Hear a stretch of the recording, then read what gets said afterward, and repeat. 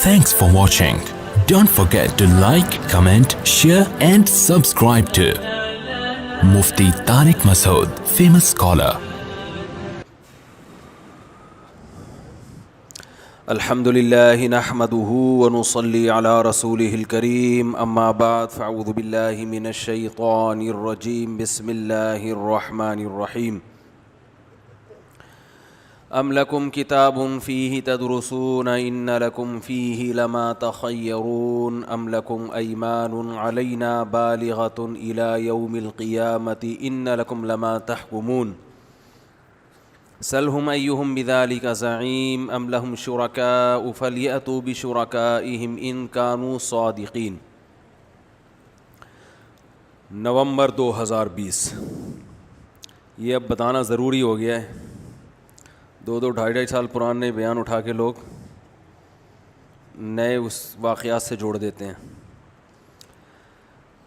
پچھلے ہفتے بیان یہ چل رہا تھا کہ دلائل کی مختلف قسمیں ہیں۔ آپ کہتے ہیں بھائی قرآن و سنت بیان کرو، کیا ادھر ادھر گھما رہے ہو بات کو؟ تو یہ قرآن و سنت ہی کو سمجھانے کے لیے کچھ باتیں بتانی پڑتی ہیں۔ دلیل ایک ہوتی ہے عقلی، میں نے بتایا تھا جیسے آپ دھوپ دیکھ کے اندازہ لگا لیتے ہیں کہ سورج کی روشنی دیکھ کے آپ کو یقین ہو جاتا ہے کہ سورج ہے۔ یہ دلیل کون سی ہے؟ عقل۔ جس میں کھوپڑی ہوگی اس کو پتہ چل جائے گا کہ یار سورج نکلا ہوا ہے۔ اب وہ اگر یہ کہے کہ سورج چونکہ نظر نہیں آ رہا لہذا میں یقین نہیں کرتا کہ سورج ہے، تو وہ پاگل ہونے کا ثبوت پیش کر رہا ہے۔ آپ اس سے کہیں کہ تمہارا پاگل ہونا نظر تو نہیں آتا لیکن ثبوت سارے تم نے اپنے پاگل پنے کے دے دیے۔ تو جو ایتھیسٹ کہتے ہیں نا اللہ کا ہونا سمجھ میں نہیں آ رہا، ہے کیوں نہیں، نظر کیوں نہیں آ رہا، تو یہ ایسی باتیں کر کے اپنے پاگل ہونے کا ثبوت پیش کر رہے ہوتے ہیں کہ ہمارے پاگل ہونے میں دو رائے نہیں ہو سکتی۔ پھر میں نے بتایا تھا کہ یہ جو دلیل ہے عقل سے جب ہم کسی چیز تک پہنچتے ہیں اس کی دو قسمیں ہیں۔ ایک کو کہتے ہیں نظری، نظر کہتے ہیں رائے اور فکر کو، اور ایک کو کہتے ہیں بدیہی۔ بدیہی کا مطلب آپ کو بے شک اصطلاحات نہ بھی سمجھ میں آئیں، یعنی جو ایک ٹرم ہے وہ سمجھ میں نہ بھی آئے تو دو قسمیں تو سمجھ میں آ گئی نا۔ ایک ہوتی ہے بدیہی۔ بدیہی کا مطلب یہ ہوتا ہے بھائی چیز دیکھتے ہی سمجھ میں آ جائے کہ ایسا ہے، اس کے لیے کھوپڑی کو زیادہ استعمال نہ کرنا پڑے۔ سورج کی روشنی دیکھتے ہی فوراً یقین ہو جاتا ہے کہ سورج نکلا ہوا ہے۔ اس کے لیے کوئی دلائل کے زیادہ تانے بانے ملانے نہیں پڑتے۔ سمجھتے ہیں کہ نہیں سمجھتے؟ اور ایک ہوتی ہے بھائی دلیل نظری۔ نظری کا مطلب ہوتا ہے، نظر کہتے ہیں رائے کو، دیکھنا پڑتا ہے۔ نظر کو بھی کہتے ہیں نا، تھوڑا غور کر کے آدمی وہاں تک پہنچتا ہے۔ بہت ساری چیزیں ہم تانے بانے ملا کے نتیجہ اخذ کرتے ہیں۔ ہم جو ہے نا بہت سے دلائل کے صغرے کبرے ملا کے نتیجہ اخذ کرتے ہیں، لیکن وہ جو نتیجہ ہم اخذ کرتے ہیں وہ نتیجہ ایک دم سے نہیں ہو جاتا، بلکہ آپ کو تھوڑا غور کرنا پڑتا ہے۔ لیکن ہوتا وہ 100% درست نتیجہ ہے، کیونکہ اگر وہ 100% نتیجہ نہیں نکل رہا تو اس کا مطلب جس چیز کو آپ دلیل کہہ رہے تھے پھر وہ دلیل ہے نہیں۔ کیونکہ دلیل کا مطلب ہے کسی چیز کے تصور سے کسی دوسری چیز کا تصور لازمی پیدا ہو، اس میں تخلف نہیں ہوتا۔ تخلف گاڑا لفظ ہے، تخلف کا مطلب ہے یہ ہو نہیں سکتا کہ دلیل ہو اور مدلول نہ ہو۔ بات آ رہی ہے سمجھ میں؟ دلیل کا مدلول کسے کہتے ہیں؟ جو دعویٰ ہوتا ہے نا اس کو مدلول۔ اب مرزا غالب کو بلانا پڑے گا۔ دیکھو دلیل جیسے سورج کی روشنی یہ دلیل ہے، اس کا مدلول کیا ہے؟ سورج کا وجود۔ تو دلیل اور مدلول یہ لازمی ہے، ایک دوسرے سے چپکے ہوئے ہوتے ہیں۔ ایسا ہو نہیں سکتا کہ دلیل ہے اور مدلول نہ ہو۔ اگر مدلول نہیں ہے تو اس کا مطلب جس چیز کو آپ دلیل کہہ رہے ہو وہ دلیل نہیں ہے پھر۔ تو دلائل کی دو قسمیں ہیں, ایک ہوتی ہے بدیہی جیسے میں نے بتایا, ایک ہوتی ہے نظری, نظر غور و فکر کر کے. تو اللہ کا وجود جو ہے یہ بدیہی نہیں ہے بلکہ کیا ہے, نظری, اگرچہ بدیہی کی طرح ہے. طرح کا مطلب یہ ہے کہ نظری اس لیے ہے کہ کھوپڑی استعمال تو کرنی پڑے گی, بیٹھے بیٹھے سمجھ میں نہیں آ جاتا. لیکن بدیہی کا مطلب یہ ہے کہ یہ کھوپڑی تھوڑی سی بھی استعمال کر لینا کافی ہے, بہت زیادہ گہرائی میں جانے کی ضرورت نہیں ہے. تھوڑی سی بھی کھوپڑی استعمال کر لی تو فوراً سمجھ میں آ جائے گا. دوسری دلیل کی قسم ہے نقلی, کسی سے سن کے آپ نتیجہ اخذ کرتے ہیں. اس کی میں نے مثالیں دی تھی, میں آج وہ پوری ڈیٹیل میں بیان نہیں کروں گا, میں آج اس کا اگلا حصہ بیان کروں گا کہ اس سے نتیجہ کیا اخذ ہوتا ہے. دلیل کی دوسری قسم ہے نقل. میں نے مثال دی تھی کہ ورلڈ ٹریڈ سینٹر تباہ ہوا, ہم نے اپنی آنکھوں سے بولو نہیں دیکھا, مانتے ہیں. اب یہاں اگر کوئی کہے نہیں تباہ ہوا تو وہ اپنے پاگل ہونے کے بہترین دلائل ہمارے سامنے پیش کر رہا ہے. تو کیسے یقین آ گیا؟ بھائی ساری دنیا کہہ رہی ہے, سارے ٹی وی چینل کہہ رہے ہیں. اب یہاں یہ کہنا کہ بس سارے غلط ہیں تو ہم بھی غلط ہو جائیں, یہ دلیل صحیح نہیں ہے. سارے غلط ہو نہیں سکتے, سمجھ رہے ہو؟ سارے غلط ہو نہیں سکتے. کیوں نہیں ہو سکتے؟ کیا لیبارٹری میں پتہ چلا نہیں ہو سکتے؟ کیا سائنسدانوں کی تحقیق ہے سارے غلط نہیں ہو سکتے؟ بھائی سائنسدانوں کی تحقیق نہیں ہے, بلکہ عقل جیسے یہ کہتی ہے کہ دھوپ ہے تو سورج ہے, ایسے ہی عقل یہ کہتی ہے کہ اتنے سارے لوگ ایک غلط بات پہ کمپرومائز کر نہیں سکتے. یہ پاسبل, یعنی پریکٹیکلی یہ ممکن نہیں ہے, کیونکہ جھوٹ پہ جمع ہونے, دیکھو انسان کی اصل نیچر سچ ہے, جھوٹ نہیں ہے. جھوٹ کسی وجہ سے بولتا ہے وہ. جب کوئی آ کے آپ کو بتاتا ہے کہ یہ, آپ نے کسی کو کہا یار ذرا پانی لے کر آؤ, وہ گیا, آپ نے کہا اگر ٹھنڈا ہو تو لاؤ, وہ آ کے کہتے ہیں ٹھنڈا نہیں ہے گرم ہے, تو ظاہر ہے بھائی سچ ہی بول رہا ہوگا, چاہے وہ ہندو ہو, چاہے وہ سکھ ہو, چاہے وہ عیسائی ہو. ہاں اگر یہاں بیٹھے بیٹھے آپ نے کہا یار وہ کولر سے ٹھنڈا پانی لے آؤ, وہ کہہ رہے وہ ٹھنڈا نہیں گرم ہے, اس میں امکان ہے کہ ترخار ہے تاکہ اس کو اٹھ کے جانا نہ پڑے. سمجھ رہے ہیں کہ نہیں سمجھ رہے؟ لیکن وہاں سے ہو کے آ گیا, اب خبر دے رہا ہے کہ ٹھنڈا ہے, تو یار اس کا مطلب وہ کہہ رہا ہے ٹھنڈا نہیں ہے, اس کا مطلب سچ کہہ رہا ہے وہ. تو انسان کی نیچر اصل میں کیا ہے, وہ سچ بولتا ہے. جھوٹ جب بولتا ہے جب اس کا کوئی مفاد ہوتا ہے, ورنہ بلا وجہ جھوٹ نہیں بولتا آدمی. جھوٹ جب بولے گا جب اس کا کوئی مفاد ہوگا. تو مفاد ساری دنیا کے سارے انسانوں کا کبھی ایک مفاد ہوتا نہیں ہے. میرا مفاد کسی اور چیز میں, آپ کا مفاد اس کے خلاف میں ہے. بھائی دنیا میں جتنے لوگ ہیں, بہت ساری قومیں ایک دوسرے کی دشمن ہیں. پھر جو قومیں ایک دوسرے کی دشمن ہیں, اس ایک قوم میں بھی سارے متفق نہیں ہوتے. بعض کی ہمدردیاں دشمن قوم کے ساتھ ہوتی ہیں, اپنی قوم کے ساتھ نہیں ہوتی.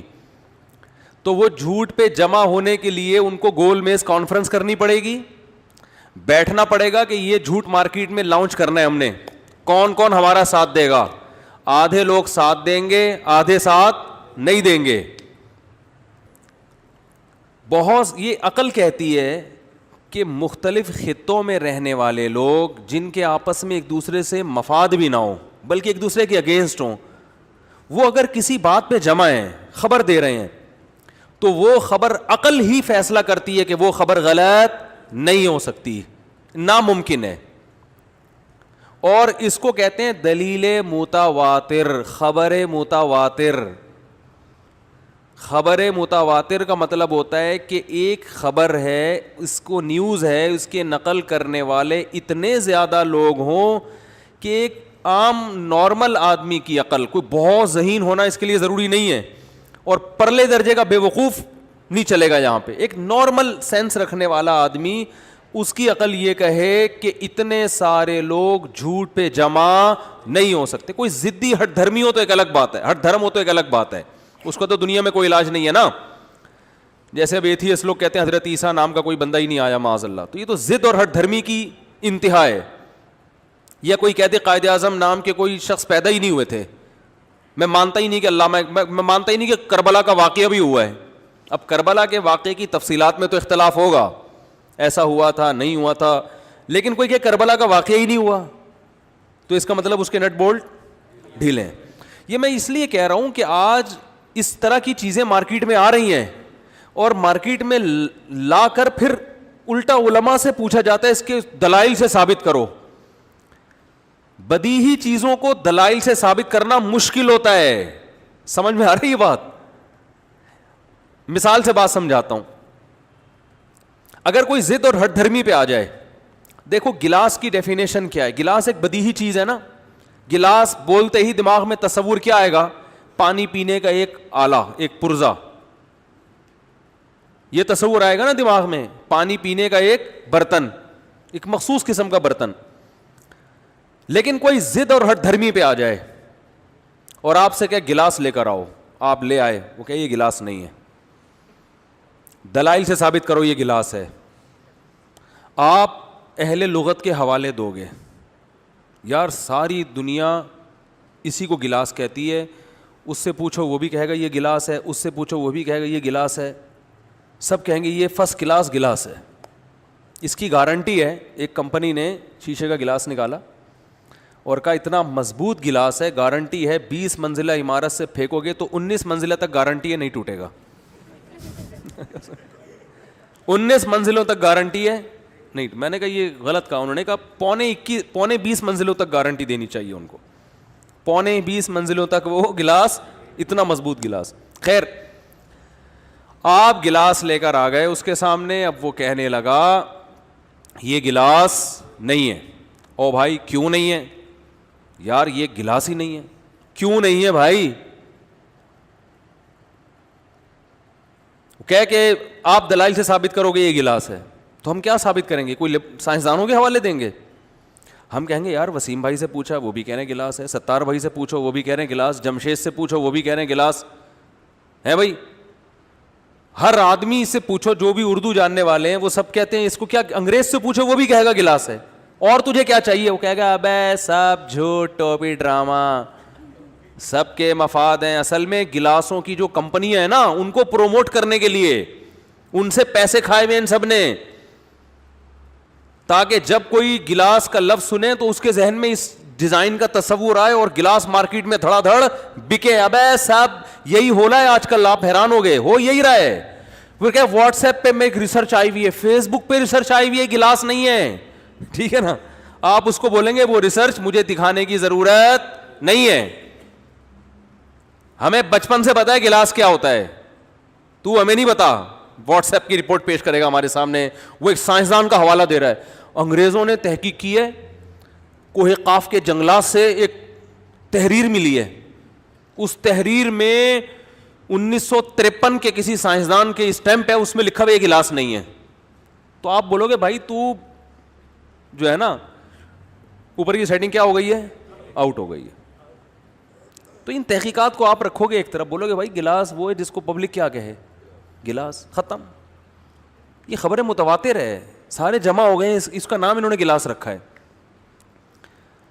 تو دلیل میں ایک چیز ہوتی ہے خبر متواتر. میرا جماعت المسلمین سے مناظرہ ہوا تھا, بہت بڑی بڑی پھینک رہے تھے نا وہ, تو آئے مجھے, یہ میں اس لیے مناظرے کا ذکر کر رہا ہوں کہ آپ کو یہ خبر متواتر کا پتہ چلے, یہ اس پر پورا اسلام موقوف ہے.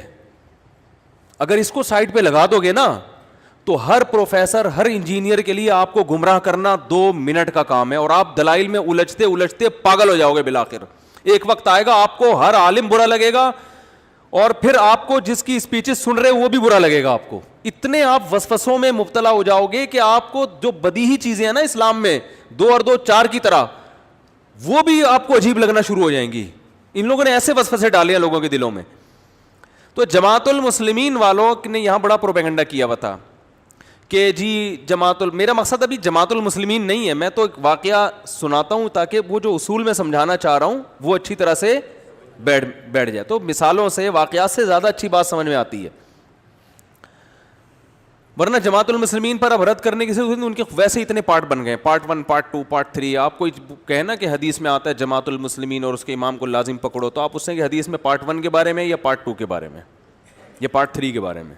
پہلے انہوں نے ناموں سے بہت دھوکہ دیا لوگوں کو کہ جماعت المسلمین اور حدیث. دیکھو جماعت المسلمین تو ہم تو فلاں تو دیوبندی بنا ہوا ہے, فلاں تو بریلوی ہے, فلاں تو اہل حدیث ہے, فلاں تو یہ ہے, فلاں تو وہ ہے. اصل جو جماعت المسلمین کا بخاری میں آتا ہے وہ کون ہے؟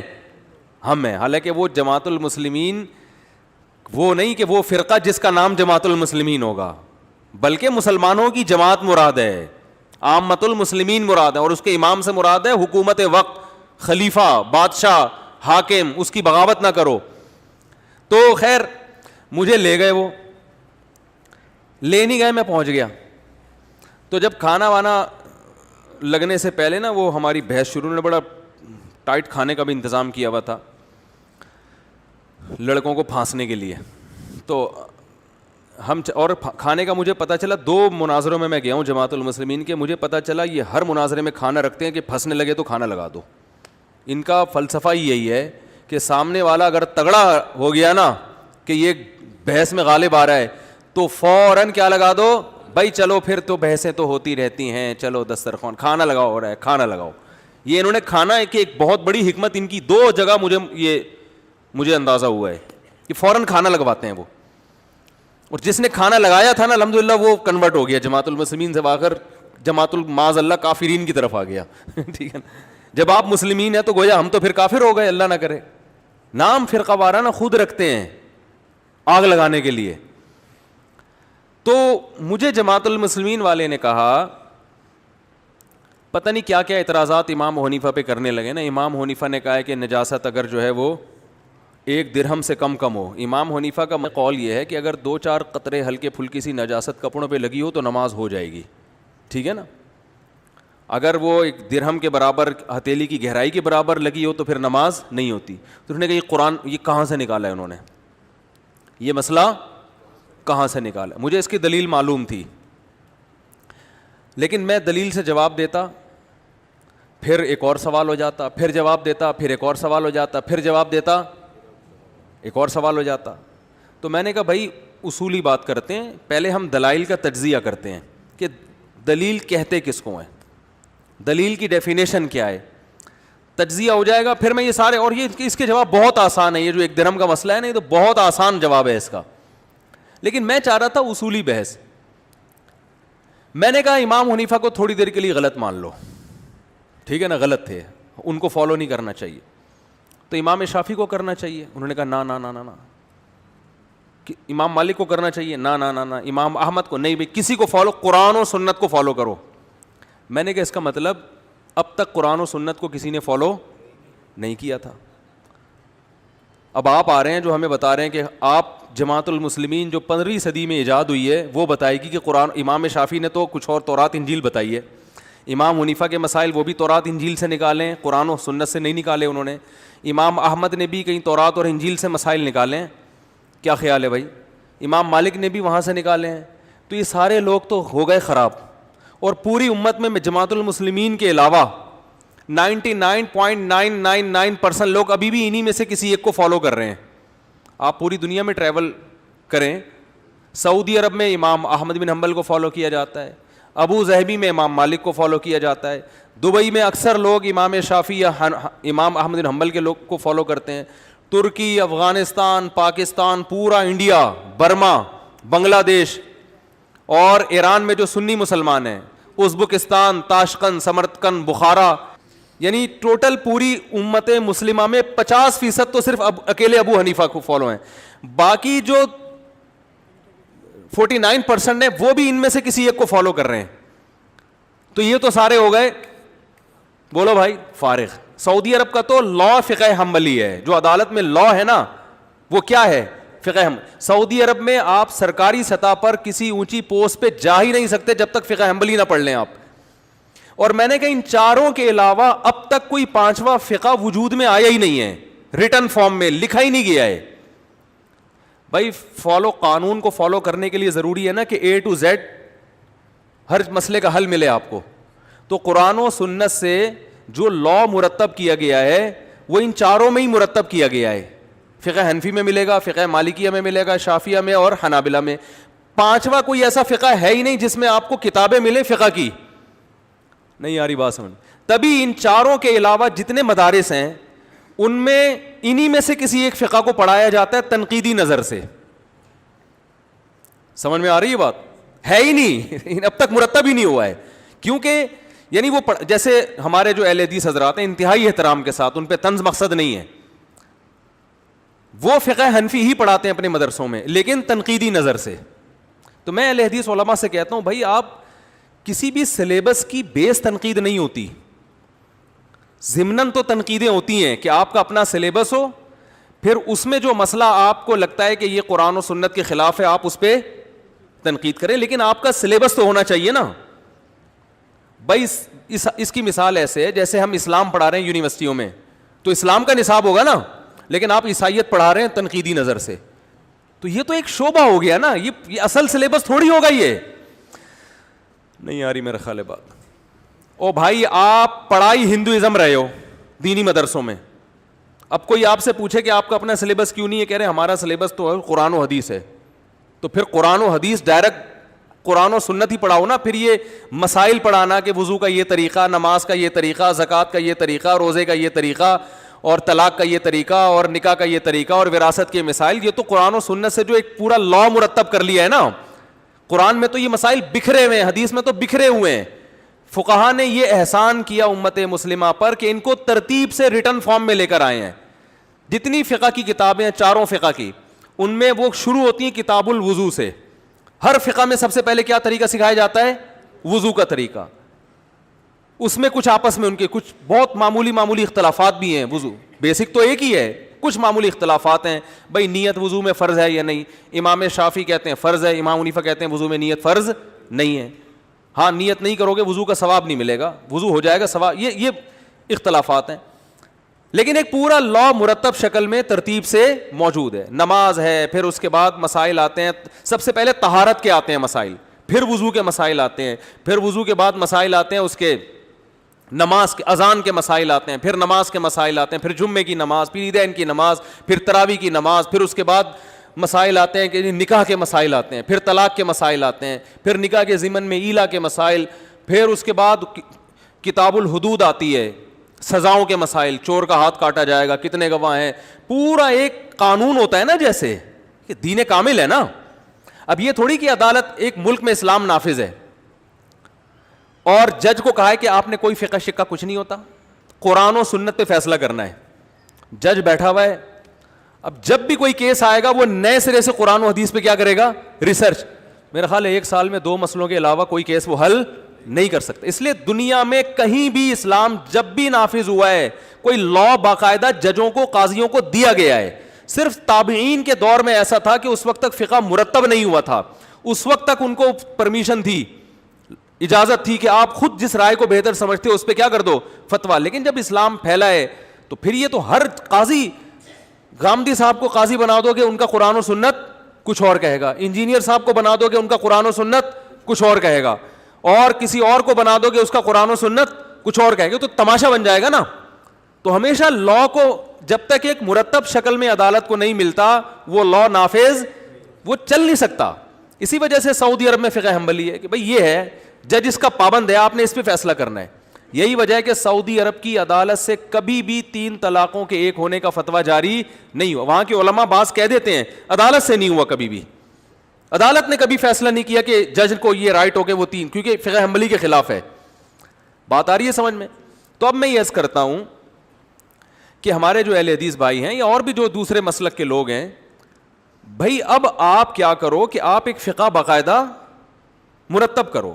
ہم آپ کو اہل سنت والجماعت میں داخل سمجھتے ہیں, آپ بھی قرآن و حدیث کو مانتے ہو, لیکن لوگوں کو آپ ایسے آزاد نہ چھوڑیں بے لگام کہ جس مفتی کا دل کرے اٹھ کے کچھ بھی قرآن و سنت کے نام پہ فتویٰ دے دے. اسے پابند کریں, اپنے اصول وضع کریں, مرتب کریں, اور اس اصول کی روشنی میں فتاویٰ کی ایک پوری فہرست ہونی چاہیے. فتاویٰ نہیں بلکہ سلیبس ہونا چاہیے, نصاب, کہ فتویٰ اس نصاب کا پابند ہوگا. بات آ رہی ہے سمجھ میں؟ تو ایسا ابھی تک ہوا ہے نہیں, اور اب ہونا اس لیے بھی مشکل ہے کہ اب اگر مرتب بھی ہوتا ہے تو سوال پیدا ہوتا ہے 1400 سال سے کیا ہو رہا تھا؟ پھر 1400 سال سے امت کیا کر رہی تھی؟ نہیں آ رہی بات. دوسرا, اب اگر مرتب ہوا تو اختلافات اتنے ہو گئے ہیں کہ کوئی ایک سلیبس ایسا ہے نہیں جس پر سارے علماء جمع ہو جائیں گے. ہر عالم کا اپنا ایک الگ سلیبس ہوگا. تو یہ امت مسلمہ کا اللہ کا امت مسلمہ پر بہت بڑا انعام اور احسان ہوا کہ اللہ نے 4 سلیبس پہ پوری امت کو جمع کر دیا, اور امت نے مان لیا کہ یہ چاروں برحق ہیں, ان میں سے کسی ایک کو بھی فالو کر لو. تو یہ اللہ کا بہت بڑا احسان ہوا اس امت مسلمہ پر. نہیں آ رہی بات میرا خیال ہے. تو اس لیے اہل حدیث کے بہت زیادہ احترام کے باوجود میں اہل حدیث مسلک کو فالو اس لیے نہیں کرتا کہ کوئی سلیبس ہی نہیں ہے بھائی, کوئی مسلک باقاعدہ جس کے پہ مسلک کی ڈیفینیشن تعریف صادق آتی ہے ہی نہیں. تبھی آپ دیکھیں نا کہ فتاوی میں بہت زیادہ اختلاف ہوتا ہے, تو ہر عالم اپنا ایک فتویٰ دے رہا ہے, تو کوئی تو نصاب ہو نا, کوئی تو سلیبس ہو. تو اب ان کے مدارس میں بھی نصاب کون سا پڑھایا جاتا ہے؟ فقہ حنفی. اب وہ تنقیدی نظر سے, تو ایک اہل حدیث کے بڑے عالم تھے, میری دوستی ہے, قابل احترام ہے میرے لیے, میں نے ان سے عرض کیا, میں نے کہا حضرت آپ اپنا سلیبس بنائیں اور میں اس کو اپریشیٹ کروں گا. میں بولوں گا بھائی یہ 4 فقہ تھے تو 5واں بھی ہو گیا, تو کیا جا رہا ہے اس میں, ٹھیک ہے نا.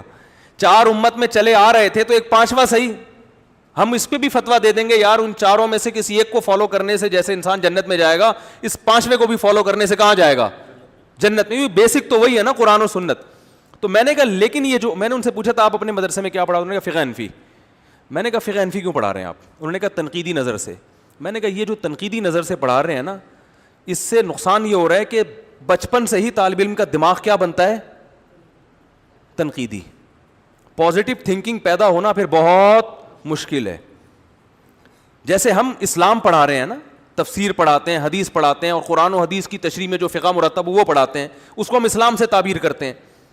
لیکن ہم کا کوئی سلیبس ہو ہی نہیں اور ہم ہندوازم پڑھائیں مدرسوں میں. اب کوئی ہندو پوچھے کہ آپ ہمیں غلط سمجھتے ہو, میں پڑھا کیوں رہے ہو؟ ہم کہیں تنقیدی نظر سے. وہ کہہ رہے پہلے اپنا والا تو پڑھا دو, پھر اس کے مختلف شعبے ہوں کہ جب جو مدرسے سے فارغ ہوگا پھر ہندوازم پہ اس نے تنقید کے لیے ایک الگ شعبہ ہے, عیسائیت پہ ریسرچ کے لیے الگ شعبہ ہے. کہا میں نے کہا بھائی آپ اپنا اہل حدیث کا ایک سلیبس مرتب کریں, A to Z پوری فقہ کی کتاب ہو, اس کی شروحات ہوں, اس کے فتاوی ہوں, پبلک کو, عوام کو اپنی پابند کریں اور علماء کو پابند کریں کہ اس سلیبس سے آپ کو ہٹنے کی اجازت نہیں ہے, یہ ہم نے قرآن و حدیث کی روشنی میں مرتب کیا ہے.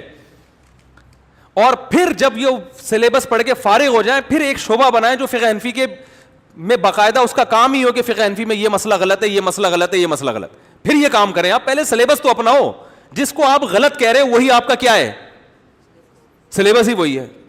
تو یہ تو عجیب سی, یعنی کچھ میری کھوپڑی میں نہیں آتی یہ بات, ٹھیک ہے نا. اتنا ظرف بڑا رکھنے کے باوجود بھی تو یہ میری سمجھ میں یہ چیز نہیں آتی. اس سے امت بے لگام ہو رہی ہے. کیا ہو رہی ہے؟ بے لگام, بالکل مادر پدر آزاد ہو رہے ہیں. اہل حدیث کے فتووں میں آپ کو ملیں گے 3 طلاق کو 1 کہنے والے بھی, 3 کو 3 کہنے والے بھی, اور ایسے بھی ملیں گے آپ کو کہ دوسری اگر آپ نے اسی مہینے دے دی تو ہو جائے گی. بعض کہتے ہیں کہ دوسری اس مہینے دی تو دوسری بھی نہیں ہوگی. بعض کہتے ہیں رجوع کے بعد دوسری دی تو ہوگی, رجوع کے بغیر دوسری دے دی تو ہوگی نہیں. تو اس سے عوام میں لا مذہبیت پھیلے گی. وہ اہل حدیث مسلک پہ نہیں چلیں گے, وہ پھر اپنی خواہشات کو فالو کریں گے. یار طلاق تو دے دی, اب دیکھو کون سا کہاں سے اپنی حساب کتاب صحیح بیٹھ رہا ہے, اپنا حساب کتاب کہاں سے. تو یہ ہو رہا ہے. ادھر کا فتویٰ کچھ اور آ رہا ہے, ادھر سے کچھ اور آ رہا ہے, ادھر سے کچھ اور آ رہا ہے. حالت حیض میں طلاق ہوتی ہے نہیں ہوتی, 2 رائے ہیں, کیونکہ اصول ہی مرتب نہیں ہے. بعض کہتے ہیں بخاری میں آتا ہے حالت حیض میں طلاق ہو جاتی ہے لہذا ہو گئی. بعض کہتے ہیں نہیں, جو وہ ابن عبداللہ بن عبیس عمر کی جو حدیث ہے جس میں آتا ہے حالت حیض میں طلاق کو کاؤنٹ کیا گیا, اس سے عبداللہ بن عمر نے رجوع کیا. حالانکہ میرے علم میں رجوع کی کوئی دلیل نہیں ہے, لیکن وہ ایک کوئی روایت پیش کر دیتے ہیں. تو یہ اس سے میرے بھائی عوام کو دین اور مذہب کا مذاق اڑانے کا موقع ملے گا, موقع ملے گا. تو خیر بات جماعت المسلمین کی چل رہی تھی. تو اصل مسئلہ پتہ ہے کیا ہے؟ اتنی بڑی امت گمراہی پہ جمع نہیں ہو سکتی. بھی امریکہ سے ایک صاحب کا فون آیا, نمبر میرے پاس سیو ہے, اہل حدیث تھے, اور وہ کہتے ہیں کہ میں نے بہت عرصہ اہل حدیث حضرات کے ساتھ وقت گزارا, میں پراپر طریقے سے عالم بننا چاہتا ہوں. تو میں نے کہا بن جائیں, اہل حدیث کے پاس ہی بن جائیں. میں نے کبھی کسی اہل حدیث کو حنفی ہونے کا نہیں کہا, اور میں کبھی ان کو گمراہ نہیں کہتا, میں یہ نہیں کہتا اہل سنت والجماعت سے خارج ہیں. رسول اللہ صلی اللہ علیہ وسلم کی کوئی بھی کسی بھی عنوان سے اطاعت کرے گا, اس کی نیت ٹھیک ہو, تو یہ چھوٹے چھوٹے مسائل کی وجہ سے اللہ کسی کو جہنم میں نہیں پھینکے گا کہ آمین زور سے کہہ دی, فاتحہ پڑھ لی, رفع الیدین کر لیا. یہ صحابہ میں بھی تھے. ان بیسس پر کوئی بھی انشاءاللہ اس بیس پر اللہ کسی کو توحید کا عقیدہ ہو, بدعت سے بچتا ہو. لیکن میں ایک عوام کی خیر خواہی کے لیے جو ہماری سمجھ میں آتا ہے, او بھائی انسان کا بچہ بن کے کسی ایک مسلک کو فالو کرو, اس کے بغیر نہیں چل سکتے, کیونکہ قرآن و حدیث کی تشریحات بہت ہیں. آپ اگر مزید کتابوں میں جاؤ گے تو اتنے اقوال ملیں گے آپ کو, آپ پاگل ہو جاؤ گے. تو لگام دینی, جب جیسے ریاست کو چلانے کے لیے ایک لا کو نافذ کیا نا, ہاں اس سے نکلنے کے لیے بھی کچھ اصول ہیں. وہ علماء جانتے ہیں کہ بھائی یہ مسئلے میں آپ خروج کر سکتے ہیں, دوسرے فقہ کو فالو کر سکتے ہیں, مجبوری ہے, یہاں حالات ایسے ہیں وغیرہ وغیرہ. وہ ابھی ٹاپک نہیں ہے. اچھا, وہ مجھے کہہ رہے تھے عالم بننے کا طریقہ بتایا نا امریکہ سے, تو میں نے کہا میں کیا بتاؤں. میں اس لیے نہیں کہتا کہ فرقہ واریت کو ہوا لگے گی اس سے میں کہوں فقہ حنفی پڑھو, فقہ شافعی. مجھے کیا بھائی آپ, انہوں نے کہا یہاں ایک حنبلی عالم ہے, انہوں نے مجھے کہا ہے کہ آپ فقہ حنفی پڑھو. میں نے کہا کیوں؟ کہتے ہیں وہ یہ کہتے ہیں کہ ہمارے مدرسوں میں فقہ حنبلی پڑھایا جاتا ہے. عرب عالم نے کہا, کتنے نیک سمجھدار تمیزدار آدمی, دیکھو وہ امریکہ میں سعودی عرب کے ایک عالم ہیں, فقہ حنبلی کو فالو کرتے ہیں. انہوں نے کہا کہ کہتے ہیں مجھ سے, انہوں نے کہا کہ آپ فقہ حنفی میں عالم بنو. میں نے کہا کیوں؟ کہہ رہے ہیں آپ اردو اسپیکنگ ہو, اردو بولنے والے سارے فقہ حنفی کو فالو کرتے ہیں, تو آپ کیوں ایک 1.5 اینٹ کی الگ مسجد بنا رہے ہو؟ آپ فقہ حنبلی کو فالو کرو گے, وہاں جا کے کچھ مسائل میں چینج ہوگا, پبلک کنفیوز ہوگی. تو میں نے کہا کہ یار ماشاءاللہ بڑے سمجھدار عالم ہیں. تو مجھے کہنے لگے آپ کی کیا رائے ہے, کیا کون سا فقہ پڑھوں؟ میں نے کہا بھائی آپ پاکستان میں رہتے تو میں کہتا فقہ حنفی پڑھیں, آپ امریکہ میں رہتے ہیں اور آپ کی زندگی اہل حدیث حضرات کے ساتھ گزری ہے, تو فقہ حنبلی جو ہے نا وہ اہل حدیث کے بہت سے مسائل فقہ حنبلی سے ملتے ہیں. تو میں نے کہا مجھے وہ نہیں ہے کہ آپ اگر فقہ حنبلی آپ کے لیے سہولت سے پڑھنا ممکن ہے تو آپ وہی پڑھ لیں, تو ہمارے لیے کوئی اتنا بڑا ٹینشن کا کام نہیں ہے, ہمیں پتہ ہے وہ بھی جنت میں جائیں گے. لیکن ان کا 4cc کو کریں میں فقہ حنفی پڑھوں گا. تو میں نے ایک بات ان کو بتائی, میں نے کہا ٹھیک ہے آپ فقہ حنفی پڑھیں. اور ہمارے جو اہل حدیث بھائی ہیں وہ چند دلائل پڑھ لیتے ہیں اور اس کے بعد پھر وہ سمجھتے بدگمانی. حکیم الامہ کا ملفوظ ہے کہ غیر مقلدیت کی جو ابتدا ہے نا بدگمانی سے شروع ہوتی ہے, بد زبانی پہ ختم ہوتی ہے. فقہا سے بدگمان ہوتے ہیں, وہ سمجھتے ہیں کہ ان کے دلائل کمزور ہیں. امام حنیفہ کو نہیں پتا قرآن کا. اب دیکھو دلائل کی حالت کیا ہے. وہ جماعت المسلمین والے مجھے کہنے لگے کہ امام صاحب نے کہا کہ 2.5 سال عورت بچے کو دودھ پلائے گی, اور فقہ حنفی میں 2.5 سال بچے کو دودھ پلائے گی. قرآن میں لکھا ہوا ہے کتنے سال؟ 2 سال. تو قرآن کے خلاف. میں نے کہا یار اتنی سینس امام حنیفہ میں نہیں تھی, قرآن میں لکھا ہوا ہے 2.5 سال 2 سال. تو اتنا تو ویسے بھی انسان میں شعور ہونا چاہیے کہ یار ایک اتنا بڑا مجتہد جس کو آدھی دنیا فالو کر رہی ہے, قرآن کی آیت کا آپ کو پتہ ہے اور امام حنیفہ کو پتہ نہ ہو. یہ تو کفر ہے کہ جب قرآن میں لکھا ہے 2 سال دودھ پلائے اور ایک عالم فتویٰ دے رہا ہے 2.5 سال. یا تو معاذ اللہ امام حنیفہ قرآن کے منکر تھے, یا میرا خیال ہے آپ کو 2 والی پتہ ہے, 2.5 والی دلیل آپ کو پتہ نہیں ہے. میں نے کہا اسی آیت میں غور کر لیتے تو امام حنیفہ کی دلیل آپ کے سامنے آ جاتی. والوالدات یرضعن اولادهن حولین کاملین لمن اراد ان یتم الرضاعہ, کہ مائیں اپنے بچے کو کامل 2 سال دودھ پلائیں گی. فإن ارادا فصالا, فا تعقیب مال وصل کے لیے آتا ہے, اصل عطف کے لیے آتا ہے, کہ فا کا مطلب ہوتا ہے اس کے بعد. اس کے بعد اگر دونوں آپس کی رضامندی سے چھڑانا چاہیں تو ان میں کوئی حرج نہیں ہے. اگر یہ چھڑانا واجب ہوتا تو پھر اللہ آپس کی رضامندی کا تذکرہ نہ کرتے. اور قرآن میں دوسری آیت ہے حملہ وفصالہ 30 شہرا, اور یہ جو حدیث میں آتا ہے لا رضاع بعد الحولین, 2 سال کے بعد رضاعت نہیں ہے, اس میں تعویل کی ہے کیونکہ وہ پہلے قرآن کو لیتے ہیں نا, اس میں تعویل کی ہے کہ وہ رضاعت جس میں عورت اجرت کی مستحق ہوتی ہے وہ 2 سال کے بعد نہیں ہے. 2 سال کے بعد اور اگر دودھ پلائے گی تو اس دودھ کی بیس پر وہ اجرت کی مستحق نہیں ہوگی. اور پھر میں نے کہا آپ کو فقہ حنفی کا بھی پتہ نہیں ہے. فقہ حنفی میں اس قول میں امام ابو حنیفہ کے قول پہ فتویٰ ہی نہیں ہے, فتویٰ اسی پر ہے کہ 2 سال تک ہی پلائے گی. تو جس فقہ پہ اعتراض کر رہے ہو نہ اس کا پتہ, اور جس امام پہ اعتراض کر رہے ہو نہ اس کے دلائل کا پتہ.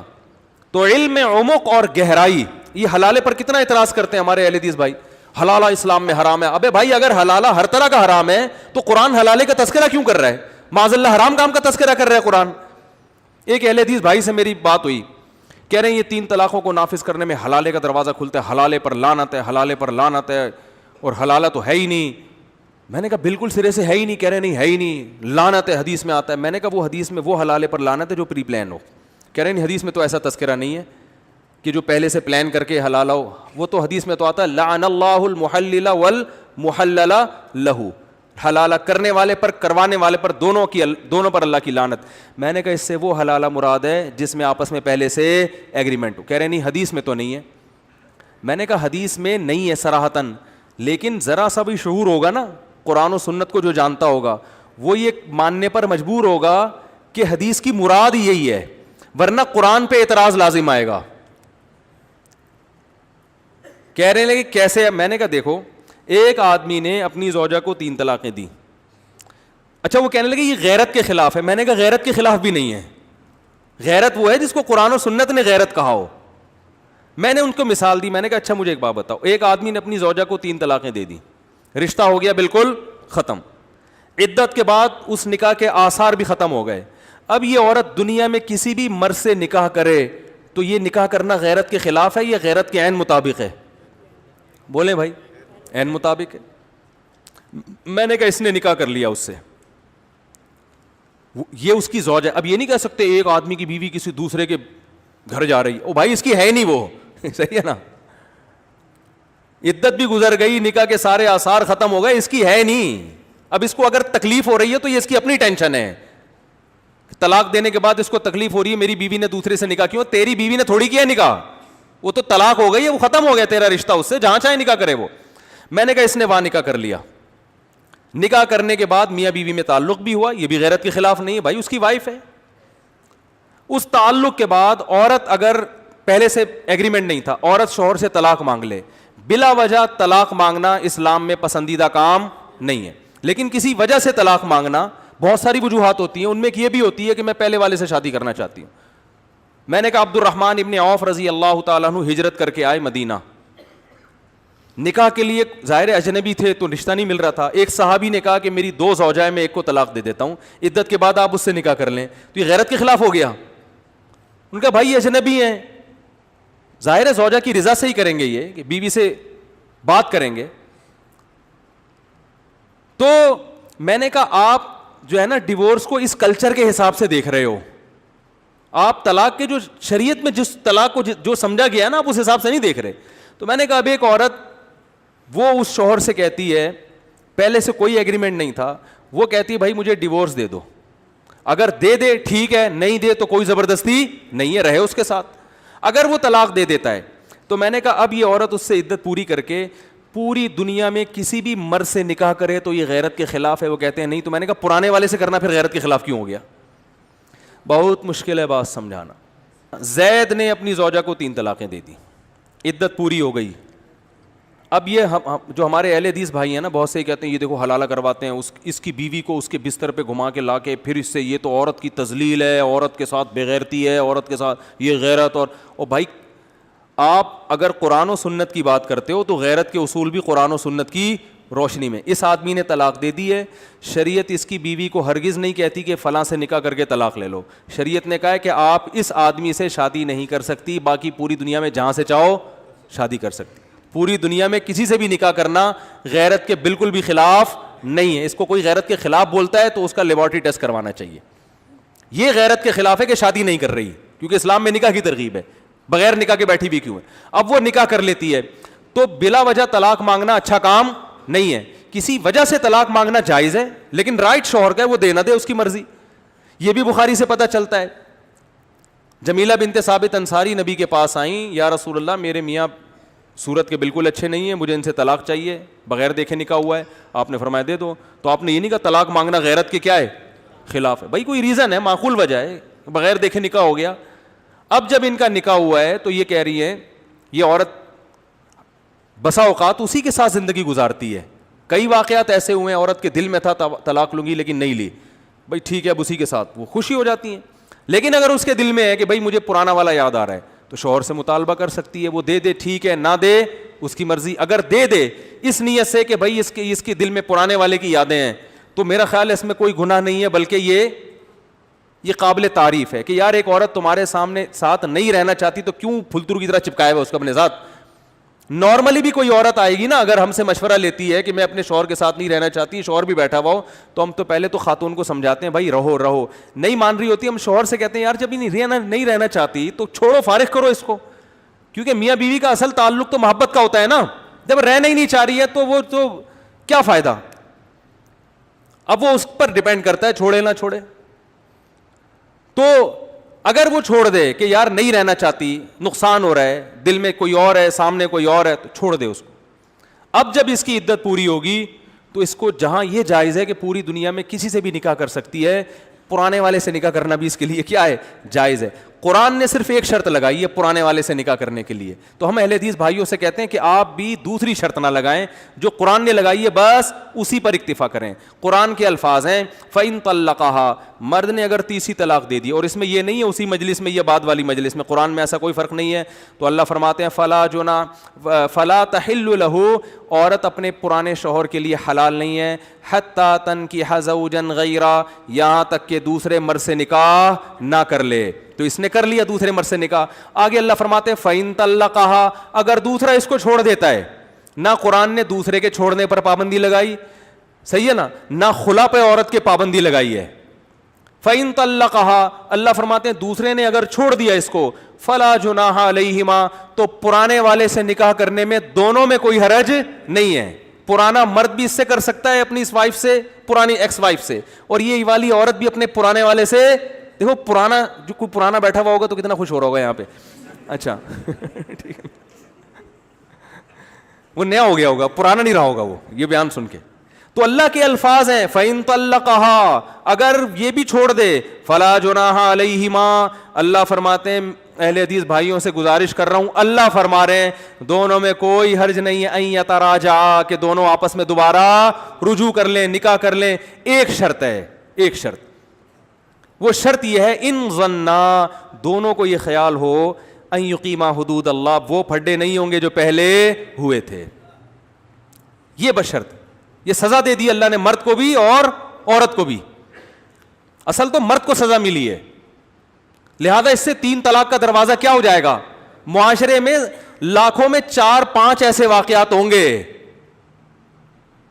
سمجھ رہے ہو, اور لاکھوں کو عبرت ہو جائے گی کہ 3 طلاقیں زبان سے نہیں نکالنا. اور ہمارے اہل حدیث بھائیوں نے جو طلاق کی روک تھام کا طریقہ نکالا ہے, اس سے طلاقوں کا ریشو بڑا ہے کہ لاکھوں بھی دے دو کوئی بات نہیں, دوبارہ نکاح کر لو. وہ دوبارہ دے دیتا ہے, پھر دے دیتا ہے, مذاق بنا, جیسے زمانے جاہلیت میں طلاق کو مذاق بنایا بتا, اسی پہ تو آئے تھے نازل الطلاق مرتان. موطا امام مالک کی صحیح حدیث ہے, عبداللہ بن عباس سے بھی مروی ہے, حضرت عائشہ سے بھی مروی ہے کہ زمانے جاہلی میں دھڑا دھڑ دیتے چلے جاتے تھے, رجوع کرتے رہتے تھے. تو اللہ نے پابندی لگا دی 3 دفعہ کے بعد تمہیں اجازت نہیں ہے, بالکل اجازت نہیں ہے تمہیں. تو اسلام کے احکام اول نظر میں تو بڑے وحشیانہ لگتے ہیں, یار یہ منہ سے 3 لفظ نکل گئے, یار یہ کیا ہو گیا. لیکن اس کا دیکھو قانون ہمیشا اکثریت کو دیکھ کے بنایا جاتا ہے. 4 آدمیوں کو سزا ملتی ہے, 4000 کو عبرت ہوتی ہے. تو 3 طلاق کو بہت شریعت نے بہت حساس مسئلہ بنا دیا ہے. اس سے یہ ہوگا 2-4 جذباتیوں کے منہ سے تو نکلے گی, لاکھوں لوگوں کے منہ سے نہیں نکلے گی. تبھی پہلے نہیں ہوتی تھی طلاقیں, اب ہونا شروع ہو گئی ہیں. اس کی مثال بالکل ایسے ہے جیسے قرآن نے کہا کہ قصاص کا قانون بنایا کہ کوئی کسی کو قتل کرتا ہے تو قاتل کو کیا کرو, قتل کرو. حکومت کو حکم دیا اللہ نے. اب دنیا میں لا اکثر پھانسی کے خلاف بن رہے ہیں کہ نہیں بھائی قاتل کو, ایک آدمی تو دنیا سے چلا گیا, اب اس کے بدلے میں دوسرے کو بھی مار دیں, یہ کہاں کا انصاف ہوا. یہ تو اور جان بچانے کے بجائے اور لوگوں کو مارنا شروع کر دیا. عمر قید ہونی چاہیے, یہ ہونا چاہیے, وہ ہونا چاہیے. اسلام نے, اللہ نے 2 لفظوں میں اس کا جواب دیا, وَلَكُمْ فِي الْقِصَاصِ حَيَاةٌ يَا أُولِي الْأَلْبَابِ, اے عقل مندو قصاص میں تمہارے لیے زندگی ہے, موت نہیں ہے. 2-4 کی گردنیں اڑیں گی اور لاکھوں کی گردنیں بچیں گی. یہ جو بین الاقوامی لا والے ہیں یہ ان 2-4 پہ طرز کھا رہے ہیں, ان لاکھوں پہ طرز نہیں کھا رہے کہ کمبخت جیل سے نکلنے کے بعد پھر 25-30 کو پھڑکائے گا. یہ ان کے وہ نہیں دیکھ رہے. یہ بہت مشکل ہے, بہت مشکل ہے. بس اس زمانے میں دنیا میں سب سے مشکل کام کیا ہے, بات سمجھانا. تو ہمارے حضرت فرمایا کرتے تھے عمق, گہرائی نہیں ہے علم میں, کیونکہ پراپر وے میں علم حاصل نہیں کیا ہوتا نا. پراپر کوئی سلیبس نہیں ہے, کوئی تمیز سے پورے کچھ 7-8 سال ایک سلیبس کو پڑھا ہو, اس کے اصول پڑھے ہوں. باقی چاروں مذاہب میں تو اصول فقہ ہیں, فقہ حنفی میں اصول فقہ ہیں, فقہ شافی میں ہے, فقہ حنبلیہ میں ہے. تو خیر وہ جماعت المسلمین کی طرف جلدی سے آتے ہیں, کہاں سے کہاں بات چلی گئی. تو میں نے ان جماعت المسلمین والوں سے کہا, میں نے کہا یار یہ جو امت طبقات, آپ جس بھی عالم کی صدیوں تک پڑھنا چاہو نا, تو آپ کو یا تو طبقات حنابلہ میں ملے گا اس کا تذکرہ, یا طبقات شوافی میں ملے گا, یا طبقات حنفیہ میں, یا طبقات مالکیہ میں. 1000 سال کے علماء کو اگر آپ کسی کو بھی پڑھنا چاہو تو ان کا ان چاروں میں سے کسی طبقے میں ذکر ہو. اچھا ایک اور مثال دے کے بس میں آگے چلتا ہوں. حرم میں 700 سال 4 مصلے رہے ہیں. اس پہ لوگ بہت اعتراض کرتے ہیں, حنفیہ کا مصلی تھا, شافیہ کا تھا, مالکیہ تھا, حنابلہ کا تھا, انہوں نے حرم کو 4 حصوں میں ڈیوائڈ کیا تھا. واقعی غلط کیا تھا اور سارے علماء اس پہ متفق نہیں تھے. لیکن جو حرم کے اس وقت حکومت تھی ان کے پیش نظر یہ تھا کہ چاروں اہل سنت والجماعت کے مسلک کی نمائندگی ہونی چاہیے. اب جو اعتراض کرتے ہیں نا یہ فرقہ واریت تھی, واقعی نہیں ہونا چاہیے, ہم بھی نہیں قائل اس کے, تبھی اس کو ختم بھی ہم ہی نے کیا ہے. حنابلہ نے ختم کیا اس کو, حنفیہ نے اس کی تائید کی کہ یہ 4 مصلی ختم ہونے چاہیے, ایک امام ہو کسی بھی مسلک کا ہو. کوئی صحت پہ اثر نہیں پڑتا کہ اگر کوئی حنبلی امام نماز پڑھا اور حنفی اس کے پیچھے پڑھ لے, اس سے کوئی فرق نہیں پڑتا.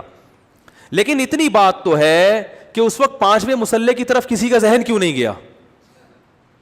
اس لیے کہ 5واں کوئی تھا ہی نہیں. بات آ رہی ہے سمجھ میں؟ تو صدیوں تک امت 4 فقہ پہ جمع رہی ہے. تو ایک تو صحیح حدیث ہے کہ میری امت گمراہی پہ جمع نہیں ہوگی. دوسری طرف ہم دیکھتے ہیں یار 99.999% لوگ وہ کسی نہ کسی فقہ کو فالو کرتے آ رہے ہیں. تو بھائی یا تو معاذ اللہ وہ حدیث غلط ہے, یا آپ اس کی تشریح غلط کر رہے ہو, یا کچھ اور معاملہ. وہی ایک صاحب جماعت المسلمین والے کہنے لگے کہ پشاور میں بھی اب ہمارا مسلک تیزی سے پھیل رہا ہے.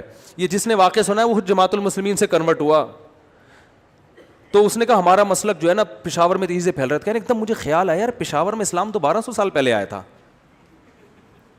وہ صاحب کہتے ہیں حالانکہ میں خود جماعت المسلمین میں بہت متحرک تھا, لیکن میرے نا دماغ پہ یہ جا کے یہ لگا کہ ہمارا مسلک اب کیوں پھیل رہا ہے. وہ جو 1200 سال پہلے اسلام پشاور میں آیا تھا وہ پھر کیا چیز آئی تھی؟ نہیں آ رہی بات, وہ کیا آیا تھا؟ اب سمجھ میں آ رہا ہے خبر متواتر کا مطلب کیا ہوتا ہے؟ او بھائی وہ جو تواتر کے ساتھ جو چیز آئی تھی نہیں وہ اصل ہے, باقی کیا ہے دلائل کے نام پہ بے وقوف بنانے کا سلسلہ. جماعت المسلمین کو میں اس لیے ہدف بناتا ہوں کہ وہ تو اپنے علاوہ کسی کو کچھ سمجھتے ہی نہیں ہے.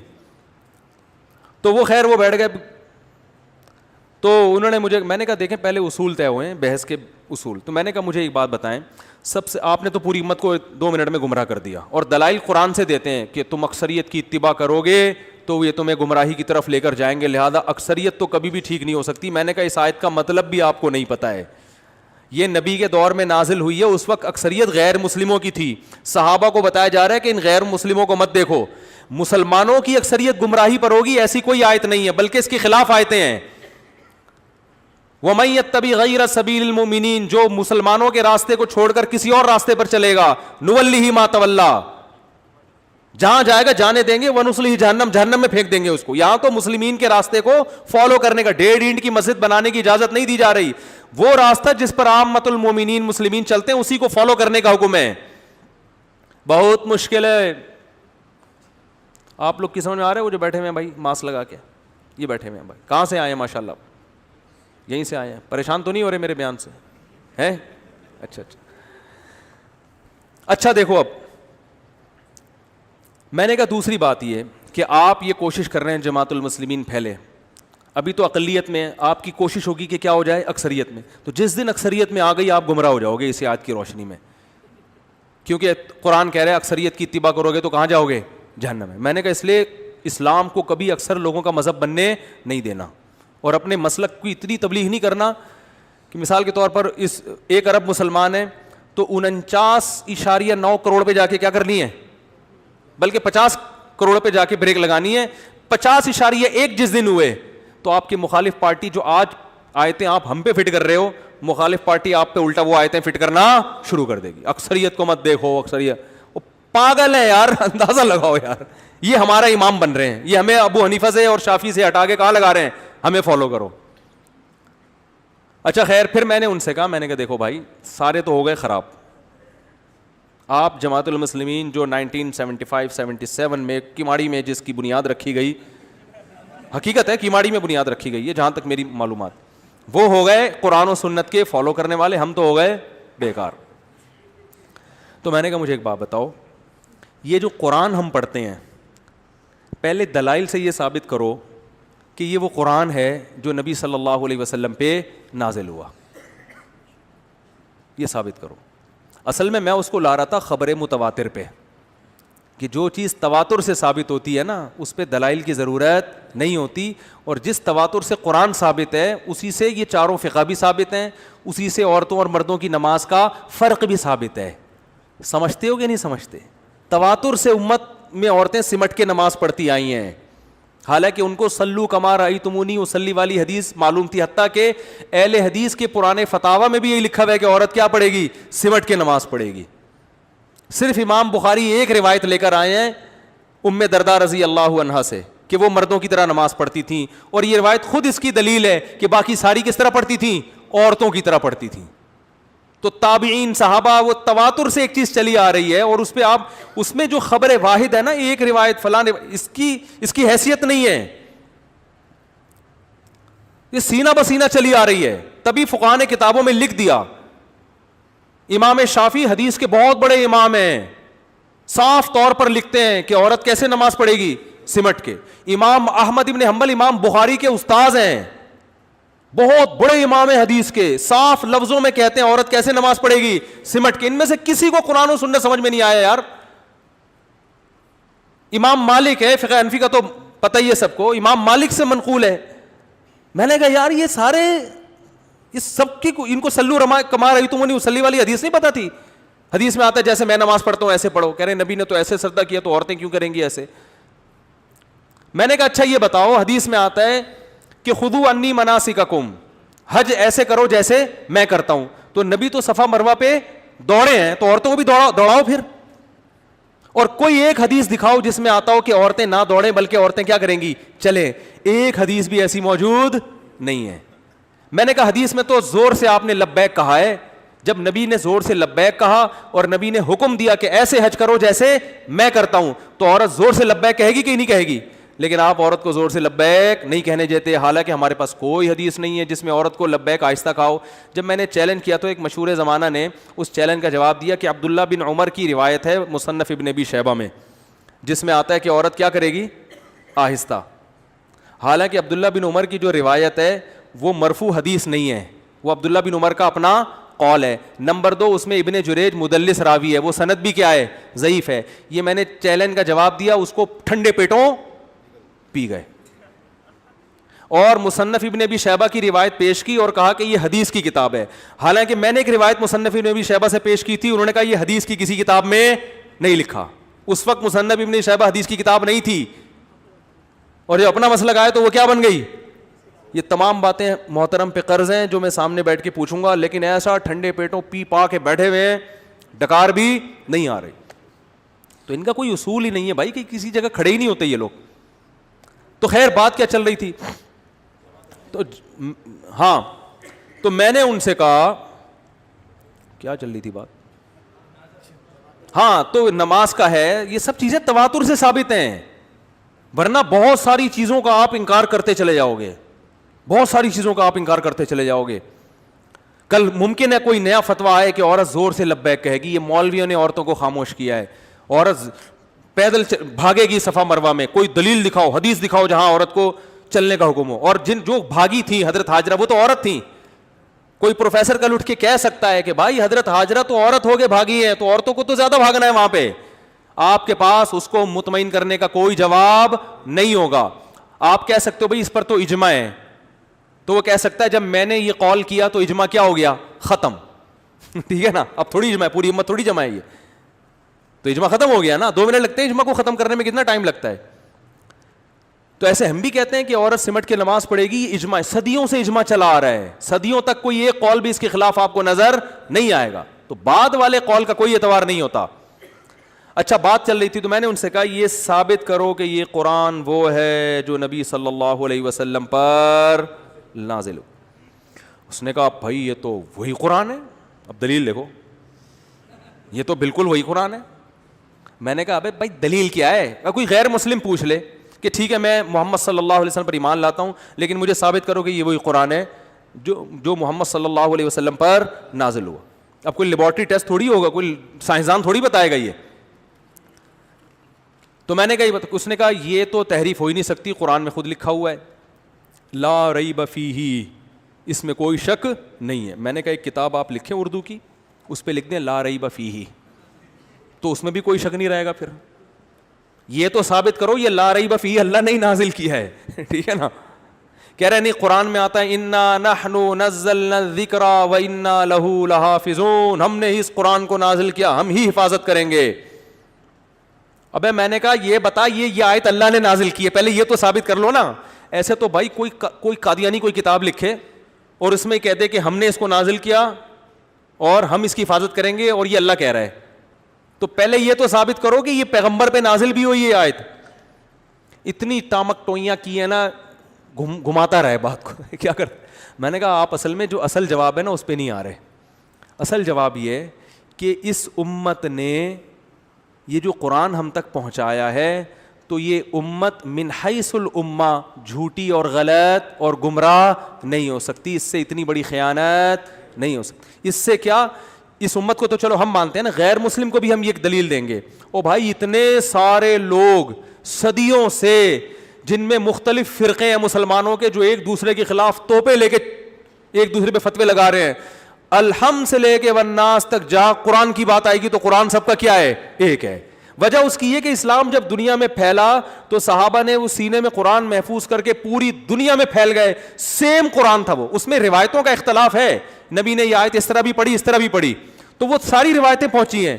لہذا یہ تو ہم کہتے ہیں کہ مالکی یوم الدین بھی پڑھ سکتے ہو, ملکی یوم الدین بھی, تو تمام فرقوں میں ہے کہ مالکی یوم الدین کو ملکی یوم الدین بھی پڑھا جا سکتا ہے, کیونکہ مالکی یوم الدین بھی تواتر سے ثابت ہے کہ نبی نے یہ لفظ یوں پڑھا ہے, اور ملکی یوم الدین بھی تواتر سے ثابت ہے. تو وہ جو 7 قراتیں ہیں نا وہ تو اپنی جگہ ہیں, ان میں بھی اختلاف نہیں ہے, یعنی وہ سب مانتے ہیں کہ یہ بھی ہے اور یہ بھی ہے, یہ لفظ بھی پڑھا ہے یہ بھی پڑھا ہے آپ نے. تو میں نے کہا یہ اس کی علامت ہے کہ یہ جو متواتر حدیث متواتر ہے نا, حالانکہ بخاری اور مسلم میں جو قرآن کی قراتیں لکھی ہوئی ہیں بہت سی وہ اس متواتر قراتوں کے خلاف ہیں, لیکن ہم پھر بھی اس پہ قرآن نہیں پڑھتے. ہم کہتے ہیں بخاری خبر واحد ہے, حدثنی فلان قال حدثنی فلان قال حدثنی فلان, ایک آدمی نقل کر رہا ہے, تو جو ایک آدمی جس طرح سے آیت پڑھ رہا ہے اس طرح نہیں پڑھی جائے گی, جس طرح صدیوں سے لوگ پڑھتے چلے آ رہے ہیں اس طرح پڑھی جائے گی. اب کل کوئی اٹھ کے نیا قرآن بنا سکتا ہے اور کہہ سکتا ہے بخاری میں تو لکھا ہوا ہے واللیل اذا یغشا والنہار اذا تجلی والذکر والانثی وما خلق الذکر والانثی کے بجائے کیا کہے گا, والذکر والانثی, تو کہے گا میں نیا قرآن چھاپوں گا جس میں وما خلق کا لفظ کیا کروں گا, غائب کرنے دو گے بخاری کے نام پہ؟ بولو گے بھائی یہ بھی نبی نے پڑھا ہے وما خلق الذکر والانثی, بخاری میں لکھا ہے مانتے ہیں, لیکن جو سینہ بسینہ چلا آ رہا ہے نا وہ وما خلق الذکر والانثی ہے. لہذا بخاری کے مقابلے میں اس متواتر کو ترجیح دی جائے گی جو صدیوں سے چلا آ رہا ہے. آپ کی ریسرچ آپ اپنے ساتھ لے جا سکتے ہیں, بہت آسان ہے بات سمجھانا. ٹھیک ہے نا, آپ تنگ آ گئے ہوں گے نا سن کے. تو خیر میں نے اس سے کہا وہ ٹامک تو یہی مارتا رہا بیچارہ, وہ آیا ہی نہیں کم بخت, پھر کھانا لگا دیا. کھانا لگاؤ, کھانا کھانے تھوڑی آئے ہم یہاں پہ یار. لیکن اس کے بعد دوبارہ محلے میں الحمدللہ آئے نہیں. تو میں ان کو یہ جو اصل وہ آئے نہیں, ورنہ میں آتے تو میں بتاتا کہ متواتر خبر جو ہے نا یہ ایک ایسی دلیل ہے جو صرف مسلمان نہیں بلکہ غیر مسلم بھی, کیونکہ اس کا شمار بھی ایک طرح سے عقلی دلیلوں میں ہوتا ہے. عقل کہتی ہے کہ خبر متواتر غلط نہیں ہو سکتی, عقل کہتی ہے یہ. تو اب عقل سے پتہ چلتا ہے کہ محمد صلی اللہ علیہ وسلم دنیا میں آئے تھے, لاکھوں لوگ جس کو فالو کر رہے ہوں, آپ اس کے وجود کا انکار کر دو ایسا ممکن نہیں ہے. عقل یہ کہتی ہے کہ عیسیٰ ابن مریم دنیا میں آئے تھے, موسیٰ کلیم اللہ دنیا میں آئے تھے, قوم عاد اور قوم سمود کے واقعات قرآن بھی بیان کرتا ہے, تورات بھی بیان کرتی ہے, انجیل بھی, اور یہ تینوں قوموں کو یہود و نصارہ اور اسلام کو ملائیں تو دنیا کی اکثریت آبادی ہے. سمجھ میں آ رہی ہے بات؟ اب کہنا کہ قوم عاد اور قوم لوط کا کوئی واقعہ ہی نہیں ہوا, یہ ایتھیس اس قسم کے دعوے کر رہے ہیں, تو یہ ان کے پرلے درجے کے پاگل ہونے کی دلیل ہے. تو یہ واقعات ہوئے ہیں کہ لاٹھی سے جو ہے سمندر کے 2 ٹکڑے ہونا اور اس سے فرعون کا بنی اسرائیل کا گزر جانا اور دریا کا آپس میں مل جانا. یہ قرآن جب واقعات بیان کر رہا تھا, اگر یہ واقعات نہ ہوئے ہوتے تو یہود و نصارہ مقابلے میں آ کے کھڑے ہو جاتے, کہتے بھائی یہ معاذ اللہ محمد صلی اللہ علیہ وسلم ہمارے پیغمبر موسیٰ کے بارے میں معاذ اللہ کیا کہہ رہے ہیں, غلط کہہ رہے ہیں. کیونکہ یہود تو اپنے باپ دادا سے سنتے چلے آ رہے تھے بھائی موسیٰ سمندر 2 ٹکڑے ہوا, لاٹھی سے یہ ہوا, لاٹھی سے یہ ہوا, اور اتنی بڑی قوم جس نے دنیا پہ حکومت کی ہے. تو اس سے اتنا پتہ چلتا ہے کہ بھائی یہ جو پیغمبروں کے واقعات ہیں نا, یہ صرف آسمانی کتابوں پر موقوف نہیں ہیں. ان کا وجود, پیغمبروں کا دنیا میں آنا, ان کے معجزے, کیونکہ اتنی بڑی دنیا جب کسی کو فالو کر رہی ہے اور بھرپور طریقے سے فالو کر رہی ہے تو یہ اس کی علامت ہے کہ یہ عام لوگوں سے ممتاز لوگ تھے. یہ عام لوگ, اور پوری زندگیاں چینج کی ہیں لوگوں نے, تو عام لوگوں کی طرح نہیں تھے یہ, اور ان کے نام پہ سال چل رہے ہیں. 2020 کا مطلب کیا؟ حضرت عیسیٰ علیہ السلام کی پیدائش یا ان کے آسمانوں پہ اٹھائے جانے کے بعد سے کتنے سال ہو چکے؟ تاریخیں اس وقت سے چل رہی ہیں. 1441 ہجری 1442 ہجری کا مطلب کیا ہے؟ نبی نے جب مکہ سے مدینہ ہجرت کی ہے تو اس وقت مسلمانوں نے اس سال کو کیا سمجھا گیا؟ پہلا سال. تاریخیں اس سے لکھی جا رہی ہیں. تو اب میرے بھائی ایک بات تو پتہ چلتی ہے, جو آخری بات میں سمیٹ کے بیان کو ختم کرتا ہوں, کہ اس سے پتہ چلتا ہے کہ اتنے سارے مذاہب جب کسی ایک بات پہ جمع ہوں تو عقل یہ کہتی ہے کہ وہ غلط نہیں ہو سکتا. تو جیسے یہودی, عیسائی اور مسلم اس پر جمع ہیں کہ موسیٰ کا واقعہ ہوا تھا, حالانکہ ان کے آپس میں کیا ہیں؟ بولو, اختلافات ہیں, دشمنیاں ہیں, لڑائیاں ہیں, پوری زندگی ان کی جنگوں میں گزری, آپس میں ایک دوسرے کو نیچا دکھانے میں گزری ہے, لیکن اس پر سب متفق ہیں کہ موسیٰ کلیم اللہ تھے, ابراہیم خلیل اللہ تھے. اور اس پر بھی سب متفق ہیں کہ جنت بھی ہے اور جہنم بھی ہے, مرنے کے بعد سزا میں آگ ملے گی اور جزا میں باغات ہیں جنت کے. اس سے پتہ چلتا ہے کہ جنت اور جہنم کا برحق ہونا یہ صرف مذہب پر موقوف نہیں ہے, بلکہ اس کی دلیل متواتر بھی ہے. جس کو عقل کیا کہتی ہے کہ یہ غلط, یہ دلیل غلط نہیں. اتنے سارے لوگ ایک چیز پہ جمع نہیں ہو سکتے, اتنے سارے لوگ نہیں ہو سکتے, جبکہ ان کے آپس میں اختلافات بھی ہیں. لیکن اس چیز پہ میں نے خود انجیل پڑھی ہے, خود تورات پڑھی ہے, آج بھی انجیل اور تورات میں جگہ جگہ جہنم کی آیتیں ہیں. یہود و نصارہ نے کتنی تحریف کی مگر جنت اور جہنم کے کانسیپٹ کو اپنی کتابوں سے نہیں نکال سکتے, کیونکہ جو چیز بہت زیادہ ہوتی ہے اس کو نکالنا ممکن نہیں ہوتا. کتنی جگہوں سے نکالو گے بھائی؟ نہیں آ رہی بات. مذہب میں جس چیز کو بہت فوکس کیا ہوتا ہے نا, تو مذہب تحریف ہوتے ہوتے ہوتے بھی وہ چیز بہرحال باقی. مثال کے طور پر جو آج اسلام میں تبدیلی کر رہے ہیں, اسلام کو چینج کرنے کی کوشش کر رہے ہیں, داڑھی کا انکار کر دیا انہوں نے اور بہت ساری چیزوں کا, لیکن نماز وہ بھی مانتے ہیں, کہ ان کو پتہ ہے یار یہ تو اتنا زیادہ قرآن میں نماز نماز نماز نماز نماز اتنا زیادہ ہے.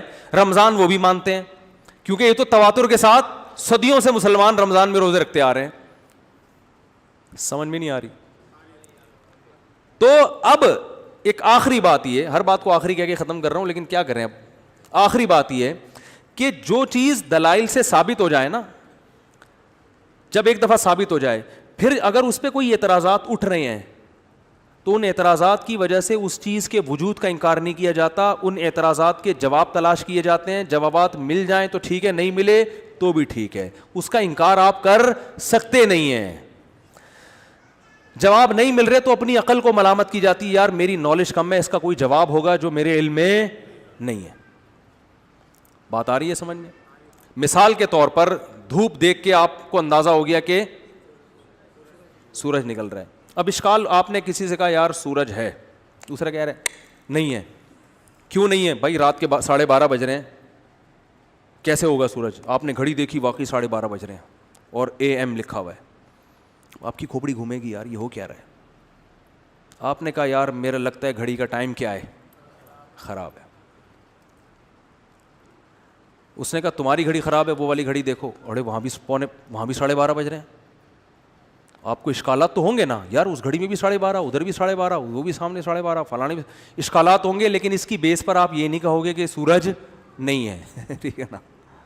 آپ بولو گے بھائی سورج تو روشنی صاف نظر آ رہی ہے, دھوپ نظر آ رہی ہے, تو بہت سارے لوگوں نے, کچھ لوگوں نے آپس میں مکمکا کر کے گھڑیوں کو کیا کر دیا ہے, چینج. یا یہاں یہ ملک ایسا ہے, یہاں جب دن کے 12:30 بجتے ہیں نا, اس کو یہ پیار سے اے ایم کہتے ہیں یہ لوگ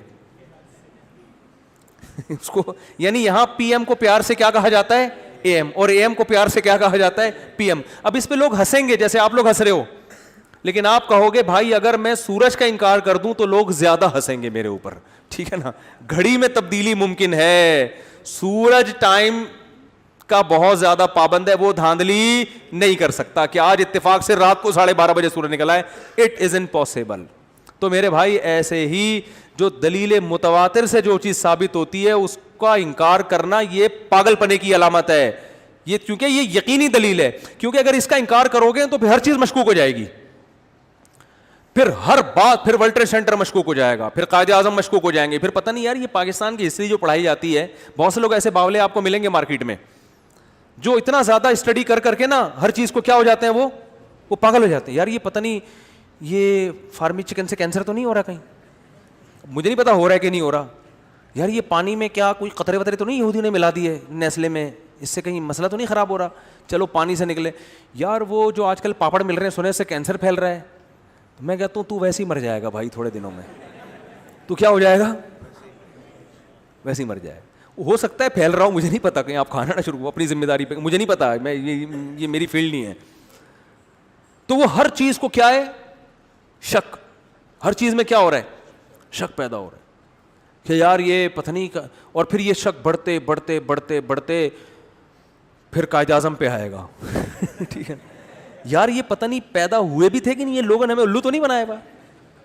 یار پاکستان اسلام کے نام پہ بنا تھا, ایسا تو نہیں ہے ڈرامے بازی ہو. پھر پاکستان بنا بھی تھا کہ نہیں بنا تھا, میں نے تو دیکھے ایسے وہمی. یہ تو ابھی تو میں بہت ایکسٹریم اس پہ پہنچا ہوا ہوں نا, لیکن اس سے کم درجے کے بہرحال ہوتے ہیں جن کا انجام بالآخر یہی ہوتا ہے. یہاں تک کہ ایک نوبت ایسی بھی آتی ہے کہ ان کو لگتا ہے کہ یار یہ دنیا حقیقت بھی ہے, یہ محض خواب ہے. ایسے لوگ بھی دنیا میں پیدا ہوئے ہیں, اور ایک فرقہ گزرا ہے باقاعدہ کہ یہ جو ہم ایک دوسرے کو دیکھ رہے ہیں یہ نہیں ہے, ڈرامہ ہے, یہ سب ہمارے تخیلاتی دنیا میں ہو رہا ہے, خیالی دنیا. حقیقت میں نہ ستار بھائی ہیں, نہ جمشید ہے. وہ کہہ رہے ہیں جیسے خواب میں آپ کو نظر آتا ہے حقیقت نہیں ہوتی, تو یہ بھی خواب ہے اور حقیقت کا اس سے کوئی تعلق نہیں ہے. تو یہ باولے ہونے کی کا ایکسٹریم لیول پہ پہنچے ہوئے ہیں یہ. تو کہہ رہے ہیں ہم جو کہتے ہیں نا یہ قائد اعظم آئے, یہ سب یہ دنیا خواب ہے, یہ حقیقت نہیں ہے کچھ بھی. یہ تو ہمارے دماغ کا ایک فطرت نے کچھ دماغ میں ایسے کچھ کیا ہے کہ جو ہم کو سب کچھ لگ رہا ہے, حقیقت میں کچھ بھی نہیں ہے. تو ان کے ایک تھپڑ لگائیں آپ اور بولیں بھائی خواب میں چانٹا مارنے کی کوئی سزا نہیں ہے, خواب میں تو کچھ بھی ہو سکتا ہے نا, تب جاگ جاؤ تو پھر مارنا. تو میں یہ عرض کر رہا تھا دلیل متواتر سے جب کوئی چیز ثابت ہوتی ہے تو اسی طرح یاد رکھو جو لبرل لوگ ہیں ان کو جنت اور جہنم کے تصور ایک اچھمبا سا لگتا ہے. ابے مر کے مٹی ہو گئے, ختم ہو گئے, جہنم کی آگ, یہ مولوی لوگ ڈراتے رہتے ہیں زنا کیا تو آگ میں جاؤ گے. او بھائی یہ مولانا نہیں ڈرا رہا, یہ دنیا کی 3 بڑی قومیں کا اجماع ہے اس پر, اور جتنی آسمانی کتابیں دنیا میں آئی ہیں جن کی نسبتیں انتہائی مبارک لوگوں کی طرف ہیں, جن کو لوگوں نے فالو کیا ہے, اچھائی میں فالو کیا ان کو, ان سب کا اس پر کیا ہے, اتفاق ہے. اور ان کے پاس ایسی پاور تھی کہ انہوں نے دنیا کی اتنی بڑی آبادی کو اپنے پیچھے چلایا ہے. ورنہ 2 نمبر آدمی کے پیچھے اول تو پڑھے لکھے لوگ کبھی نہیں چلتے, 2 نمبر لوگ ہی چلتے ہیں, اور اتنی بڑی اکثریت ان کے ساتھ ہو نہیں سکتی. یہ جو ہمیں لگتا ہے نا 2 نمبر آدمی کا حلقہ اتنا بڑا ہے, وہ ٹوٹل اتنا ہی ہوتا ہے, جتنے مریدین ہو گئے ہیں تو اس وقت آ گئے ہوتے ہیں وہ, ٹھیک ہے نا. باقی کوئی دوسری گلی میں کوئی پوچھتا بھی نہیں ہے ان کو. لوگ مجھے ممکن ہے کہ یار وہ جو فلاں پیر صاحب کا تو اتنا بڑا حلقہ ہے, وہ بھائی آبادی کے لحاظ سے اتنا بڑا نہیں ہے, وہ ٹوٹل یہی ہے. ٹوٹل کیا ہے, یہی ہے. جیسے ایک عدالت میں کیس ہوا 2 مختلف فرقوں کا نا, تو ایک نے دعویٰ کیا کہ ہم برحق ہیں, ہماری اکثریت ہے, دوسرے نے کہا نہیں ہماری اکثریت ہے. تو عدالت نے پوچھا آپ ثابت کریں کہ آپ کی اکثریت ہے. انہوں نے کہا ہمارے دیکھو فلاں جگہ بھی جھنڈا لگا ہوا ہے, فلاں بھی ہمارا جگہ جھنڈا لگا ہوا ہے, فلاں بھی ہمارے یہاں وہ خاص کلر کے لوگ ہیں, خاص کلر کا ڈریس ہے, وہ سب ہمارے ہیں. جب ان کی باری انہوں نے کہا اس کے علاوہ سب ہمارے ہیں جن کا یہ کلر نہیں ہے اس کے ساتھ اس کے کیا ہے. تو یہ کلر والے لوگ تو آپ کو بہت لگ رہے ہیں کلرفل, لیکن جو نارمل ڈریس میں گھوم رہے ہیں وہ سارے وہ ہیں جو یہ نہیں ہیں. ٹھیک ہے نا, تو ان کے مقابلے میں یہ کچھ بھی نہیں ہے. تو یہ جتنے فرقے ہیں نا, فرقوں کے نام پہ کام کر رہے ہیں, جتنے جاہل پیر ہیں, ان کے لوگوں کے مخصوص ڈریس ہوتے ہیں, مخصوص طور طریقے, مخصوص قسم کی ٹوپیاں, مخصوص قسم کے پجامے. تو اس پجاموں سے نکلے ہوئے لوگ آپ کو زیادہ نظر آئیں گے, ان پجاموں میں کورڈ آپ کو تھوڑے نظر آئیں گے. تو یہ ٹوٹل یہی ہے.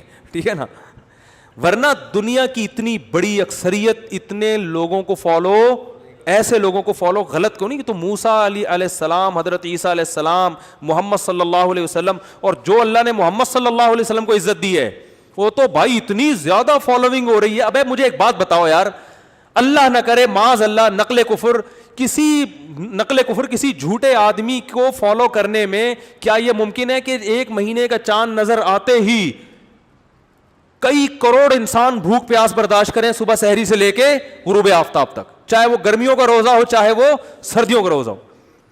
پوری دنیا میں ہلچل مل جاتی ہے. 1400 سال پہلے ایک یتیم تھے, امی تھے, لکھنا پڑھنا نہیں جانتے تھے, نہ کسی یونیورسٹی میں انہوں نے علم حاصل کیا. انہوں نے کہا کہ شہر رمضان الذی انزل فیہ القرآن فمن شہد منکم الشہر فلیصم. ایک آیت ہے بس قرآن میں, ایک ہی رکوع میں, کہ جو اس مہینے کو پائے روزے رکھے, بس. دوسری آیت روزے کے آرڈر کے بارے میں نہیں ہے, ترغیبات ہیں, آرڈر ایک ہی آیت میں ہے. اور ایسا آرڈر کو فالو کیا اس یتیم کے, بھائی ڈاکٹر بھی روزہ رکھ رہا ہے, سائنٹسٹ بھی روزہ رکھ رہا ہے, ڈاکٹر عبد القدیر خان کا بھی روزہ ہے. ٹھیک ہے نا, ایک جناب ایک چپڑاسی کا بھی روزہ ہے, گھر میں ابا کا بھی روزہ ہے, اماں کا بھی روزہ, بچوں کا. پوری مسلمانوں کی روٹین کیا ہو جاتی ہے, چینج. پڑھے لکھے کیا, ان پڑھ کیا. عقل کہتی ہے بھائی یہ کسی ایسے شخص کو فالو نہیں کیا جا سکتا جس کی باتیں ان لاجیکل ہوں یا وہ خود گمراہ ہو. یہ چل نہیں سکتا مارکیٹ میں. ایسا آدمی جو گمراہ آدمی ہوتا ہے نا, وہ مارکیٹ میں چل نہیں سکتا. نہیں آ رہی بات. اور چلتا ہے تو 2-4 سال تک چلتا ہے, اس کے بعد کیونکہ اس کے مفاد ہوتے ہیں تو اس کے جو نائبین ہیں نا, وہ پھر اپنے مفاد کو سامنے رکھ کر پرانے والے کو کیا کر دیتے ہیں, سائٹ پہ لگاتے ہیں. ٹھیک ہے نا, پھر وہ اپنے کھانچے کھولتے ہیں. زیادہ نہیں چلتے, یہ 2-4 سال تک چلتا ہے ان کا سلسلہ, یا 25-30 سال چل جائے گا, اس کے بعد ختم. لیکن ہم دیکھتے ہیں یار اسی میں آپ خوشخبریاں دے رہے ہیں, قسطنطینیہ کی لڑائی ہوگی اور صحابہ تیاری کر رہے ہیں بھائی قسطنطینیہ فتح کرنا ہے. 7ویں صدی ہجری میں جا کے سلطان محمد بن فاتح نے اس حدیث پر عمل کیا. 700 سال کے بعد بھی یار ان زبان نبوت سے نکلے ہوئے الفاظ کا وہی اثر ہے جو 700 سال پہلے تھا. یہ کیا عجیب انداز ہے بھائی. یہ عقلاً ممکن, یہاں تک کہ امریکہ کا صدر بھی اسلام کی تعریف کرنے پر کیا ہو رہا ہے, مجبور ہو رہا ہے. اس کو پتہ اتنی بڑی آبادی ہے. اور پھر اصل بات یہ نہیں ہوتی کتنے لوگ فالو کر رہے ہیں, فالو کس جذبے سے کر رہے ہیں. جو نمازی آدمی ہے نا, 1 ارب روپے اسے دو, بولو آج ایک وقت کی نماز چھوڑ دے. جو نماز پڑھنے کے عادی ہو چکے ہیں, چھوڑے گا, حالانکہ کیسا ہی مکھنچو ہوگا, بالکل نہ کوئی ویژن ہے نہ کوئی سوچ ہے. اگر نماز کی عادت پڑ گئی ہے نا, سستی میں چھوڑ دے الگ بات ہے, آنکھ نہیں کھلی, واش روم میں ہی بیٹھا رہ گیا. یہاں ہوتا ہے, اس طرح کی چیزیں بھی ہوتی ہیں, پاکستان ہے. یا واش روم میں گھسنے کا موقع ہی نہیں مل رہا اس کو, اگلا نکلے گا تو یہ جائے گا نا, ادھر جماعت کھڑی ہوگی, ادھر نماز قضا ہو گئی, یہ ہو گیا, وہ ایک الگ بات ہے, پھر بھی جائز نہیں ہے نماز قضا کرنا. چلو جماعت نکل گئی, لیکن 1 ارب روپے دو, بولو تو ایک وقت کی نماز قضا کر دے. کیسا ہی نالائق مسلمان ہوگا, میرے جیسا نالائق ہو, کہے گا بھائی یار 1 ارب لے کے نماز ویسے چھوڑ دے, ایک الگ بات ہے, اول تو انشاءاللہ ویسے بھی نہیں چھوڑیں گے. یار 1 ارب روپے لے کے نماز ایک وقت کی قضا, یہ ممکن؟ تو اتنا کانفیڈنس, اتنا یقین کسی جھوٹے پیغمبر پر نہیں ہو سکتا, ناممکن. 2-4 لوگ کر سکتے ہیں, مرید ہوتے ہیں, بہت سے لوگوں کے عقیدت مند ہوتے ہیں, قربانیاں بھی دے دیتے ہیں, 4, 6, 8, 10 خاص مخصوص پجاموں کے اور مخصوص کرتوں شلواروں کے لوگ ہوتے ہیں. نارمل عام پبلک نہیں. اسلام عام پبلک کا مذہب ہے, عام لوگوں کا مذہب ہے, اپیل کرتا ہے عام لوگوں کو, اس کی باتیں لاجیکل ہیں. قرآن دیکھو الحمد سے لے کے والناس تک, ان لاجیکل بات ایک بھی نہیں ہے قرآن میں. ایک بات ایسی نہیں ہے جو, وہ تو ہم لوگوں نے بنا دی ہیں الٹ پٹانگ چیزیں, مارکیٹ میں لا کے استخارے نکال کے لوگوں کو بتا رہے ہیں نیلا آ گیا تو کر لے, پیلا آ گیا تو چھوڑ دے. یہی ہو رہا ہے نا استخاروں میں. شو روم کھول رہا ہے گاڑیوں کا, مجھ سے لوگ, میں نے استخارہ نکالا ہے. ابے میں نے کہا شو روم کا چل رہا ہے اگر گاڑیوں کا بزنس تو کر لے بھائی, تو شو روم کھول لے. نہیں چل رہا تو پھر اب استخارے میں دسمبر میں برف بیچنا آ گیا. تو بیچو گے. استخارے کی اپنی ویلیو ہے, میں اس کا منکر نہیں ہوں, لیکن وہ جائز استخارہ, وہ ابھی ٹاپک نہیں ہے. تو ان لاجیکل بات جو وہ تو ہم اور آپ کرتے ہیں نا, لیکن قرآن کی باتیں دیکھو یار, ایک بات بھی لاجیکل نہیں ہے. ایسی تہذیب سکھا رہا ہے, ایسی تہذیب.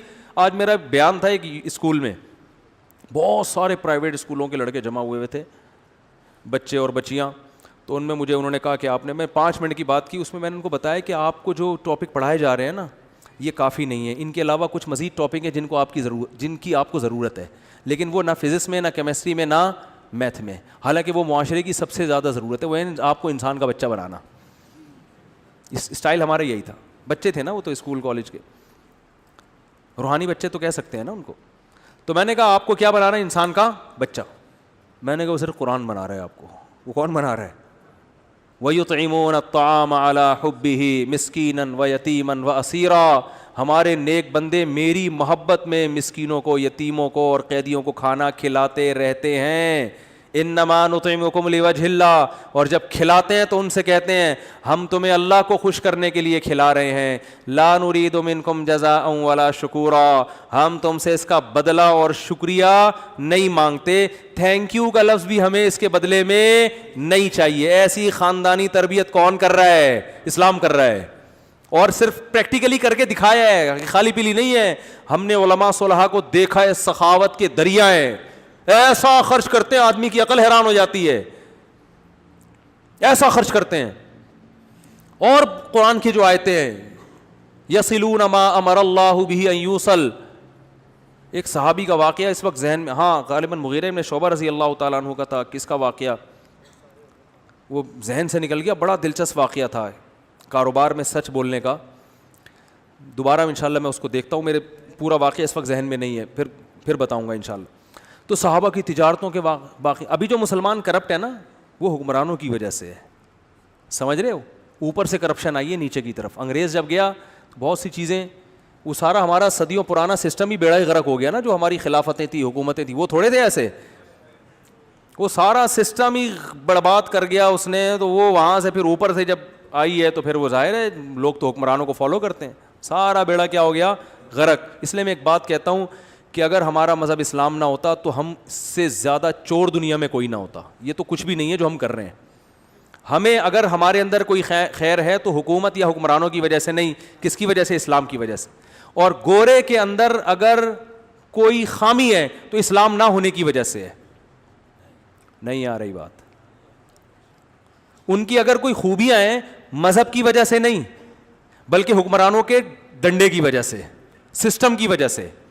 سسٹم بہت ٹائٹ کر دیا انہوں نے نا, کیونکہ ضرورت ایجاد کی ماں ہے. ان کو پتا تھا مذہب تو ہے ہی نہیں, اب ان کو انسان کا بچہ بنانا پڑے گا, بہت زیادہ تربیت, لا مضبوط کرنا پڑے گا. تھوکنے پر پابندی. وہ ہانگ کانگ میں خاتون کو میں نے دیکھا, کتے نے کہیں گندگی کی ہے تو وہ ٹیشو سے دھو رہی ہیں پانی سے باقاعدہ. فٹ پاتھ کیا ہو رہا ہے؟ میں نے کہا سلوٹ ہے اس خاتون کو, صفائی کی انتہا ہے. انہوں نے کہا انتہا نہیں ہے, کیمرے لگے ہوئے ہیں. میں نے کہا یار اتنی نیک خاتون, کتا پوٹی کر رہا ہے, اسے آپ صاف کر کے باقاعدہ. ہم سینیٹائزر سے ہاتھ صاف نہیں کر رہے, گورنمنٹ کہہ کے تھک گئی ہمیں اور یہ کتے کی پوٹیاں سینیٹائزر سے صاف ہو رہی ہیں.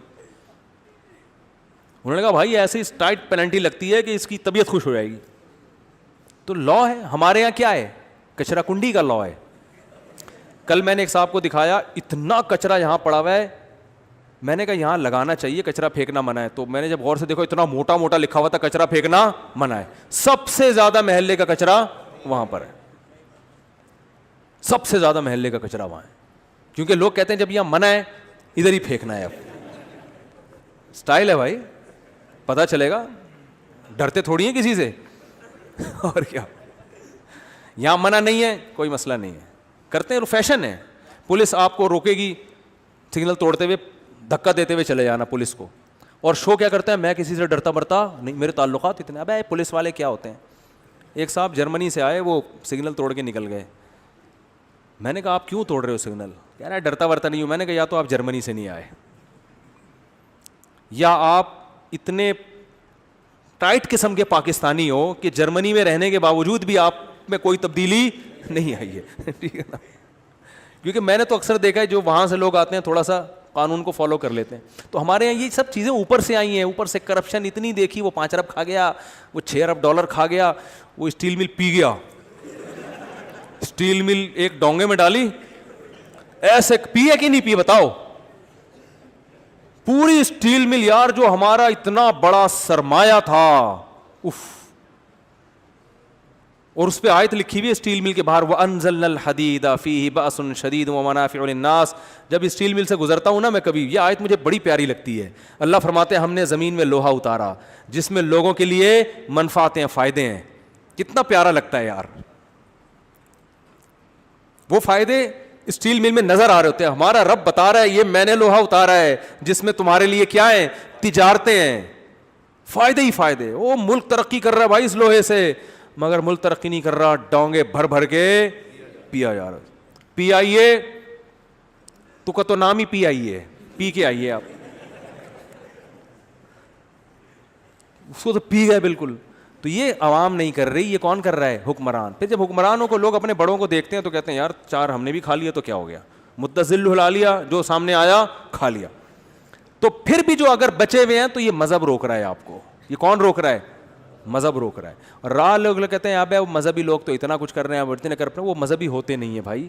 صرف گیٹ اپ بنا لینے سے آدمی مذہبی نہیں بن جاتا, بلکہ بعض دفعہ چور اپنا گیٹ اپ جان کر اچھا بناتا ہے, کیونکہ اگر شکل سے بھی چور لگوں اور جو ہے نا حرکتیں بھی چوروں والی ہوں تو یہ مناسب نہیں ہے. وہ کہہ رہے کہ میں گیٹ اپ تو اچھا کر لو نا, تو تاکہ پکڑائی میں نہ آئے وہ. تو اس لیے میں کہتا ہوں داڑھی والے چور نہیں ہوتے, چور کیا کرتے ہیں, داڑیاں رکھ لیتے ہیں. تو خیر خلاصہ بات ختم کرتا ہوں. تو بھائی یہ جنت اور جہنم کا جو ہے نا ثبوت یہ تواتر سے ثابت ہے. جب تواتر سے ثابت ہے تو اگر آپ کو اس پر اشکالات ہو رہے ہیں نا کہ یار اللہ جلائے گا کیوں آگ میں, ان اشکالات کا جواب سوچیں. نہیں آتا تو چھوڑ دیں, جلے گا ضرور, صحیح ہے نا. آگ اللہ نے بنائی ہے نافرمانوں کے لیے, کیونکہ اللہ سزا دے گا کس کے حساب سے, اپنے حساب سے. اور اللہ کامیاب ہونے والوں کو معمولی نعمت نہیں دے گا. وہ اللہ ہے بھائی, وہ اللہ ہے. یہ تھوڑی کہ ایک شیلڈ پکڑا دی, آپ دنیا کے امتحان میں کامیاب ہوئے, آپ زنا سے بچے, آپ بدنظری سے بچے, آپ نے بوڑھی ماں کا احترام کیا, آپ نے بوڑھے باپ کی کڑوی کسیلی اللہ کے لیے برداشت کی, آپ نے غریبوں کو, یتیموں کو, مسکینوں کو کھانا کھلایا, کس کے لیے, اللہ کے لیے. آپ نے مظلوموں کی مدد کی, کس کے لیے, اللہ کے لیے. آپ نے صدقہ ایسے کیا کہ دائیں سے ہاتھ سے دیا, بائیں کو بھی پتہ نہ چلا, چھپ چھپا کے, کسی کو پتہ ہی نہیں چل رہا, آپ اتنی قربانیاں دے رہے ہو. تو قیامت میں اللہ آپ کو ایک شیلڈ پکڑا دے گا, چلو جی اس کی تصویر لو, شیلڈ لو, ہاں چلو شاباش جاؤ. ایسا نہیں ہے. پھر وہ کیا ہے, اللہ ہے. پھر اس نے جو جنت بیان کی ہے نا, جس کا لبرل لوگ مذاق اڑاتے ہیں, تو ہمیں تو ان پر مذاق اڑتا ہے کہ ابھی تو اللہ جب نعمتیں دے گا تو اس کی تو جتنی تعریف کی جائے وہ کیا ہے, کم ہے. پھر اس میں ہوں گی دودھ کی نہریں, شہد کی نہریں. اور یہ جو اللہ نے دودھ شہد کی اور یہ جو نہریں ذکر کی ہے نا, اور حوریں اور باغات, شاہ ولی اللہ محدث دہلوی رحمۃ اللہ نے بڑی پیاری بات لکھی ہے.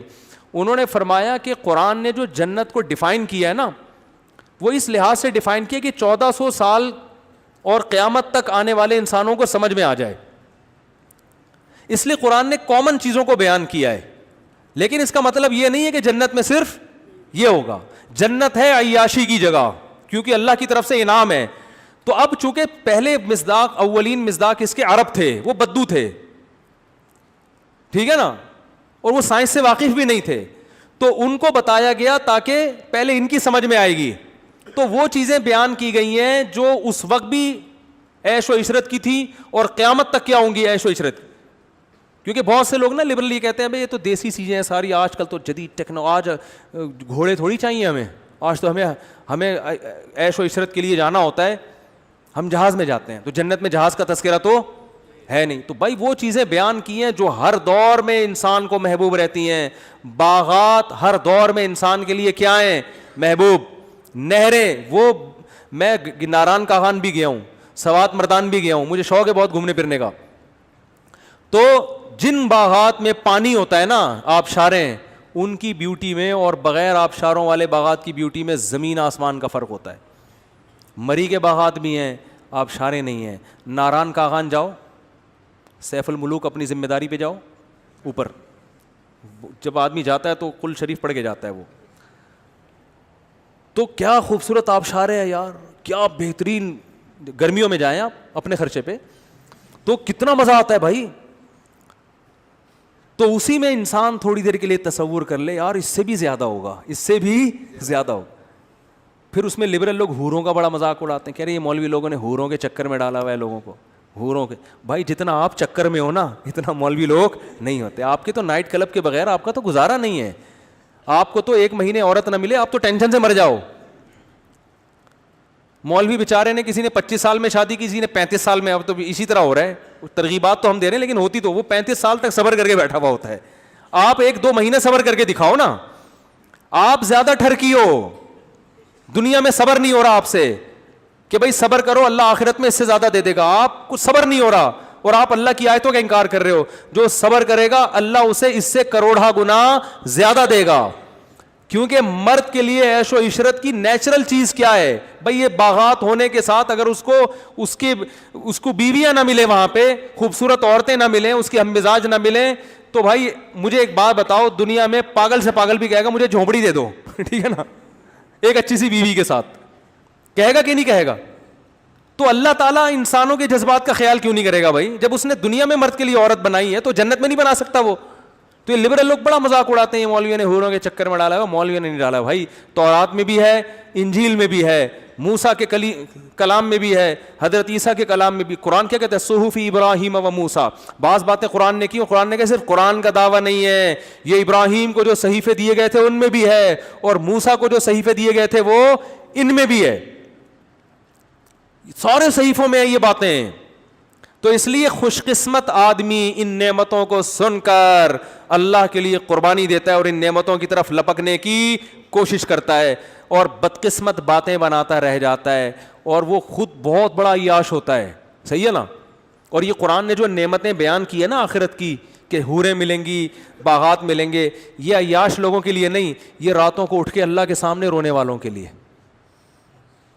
نائٹ کلبوں میں جانے والوں کے لیے نہیں. تو قرآن نائٹ کلب کی نفی کر رہا ہے اور عبادت کو, رشتہ داری جوڑنے کو اور غریبوں کو کھانا کھلانے کو کیا کر رہا ہے؟ پروموٹ کر رہا ہے, خیر کو پھیلا رہا ہے. آپ اس خیر کو روک رہے ہو اور عیاشی کو پھیلا رہے ہو, اور کام کیا کر رہے ہو؟ جو خیر پھیلا رہے ہو ان کو عیاش کا نام دے رہے ہو کہ حوروں کے چکر میں ڈالا ہوا ہے انہوں نے.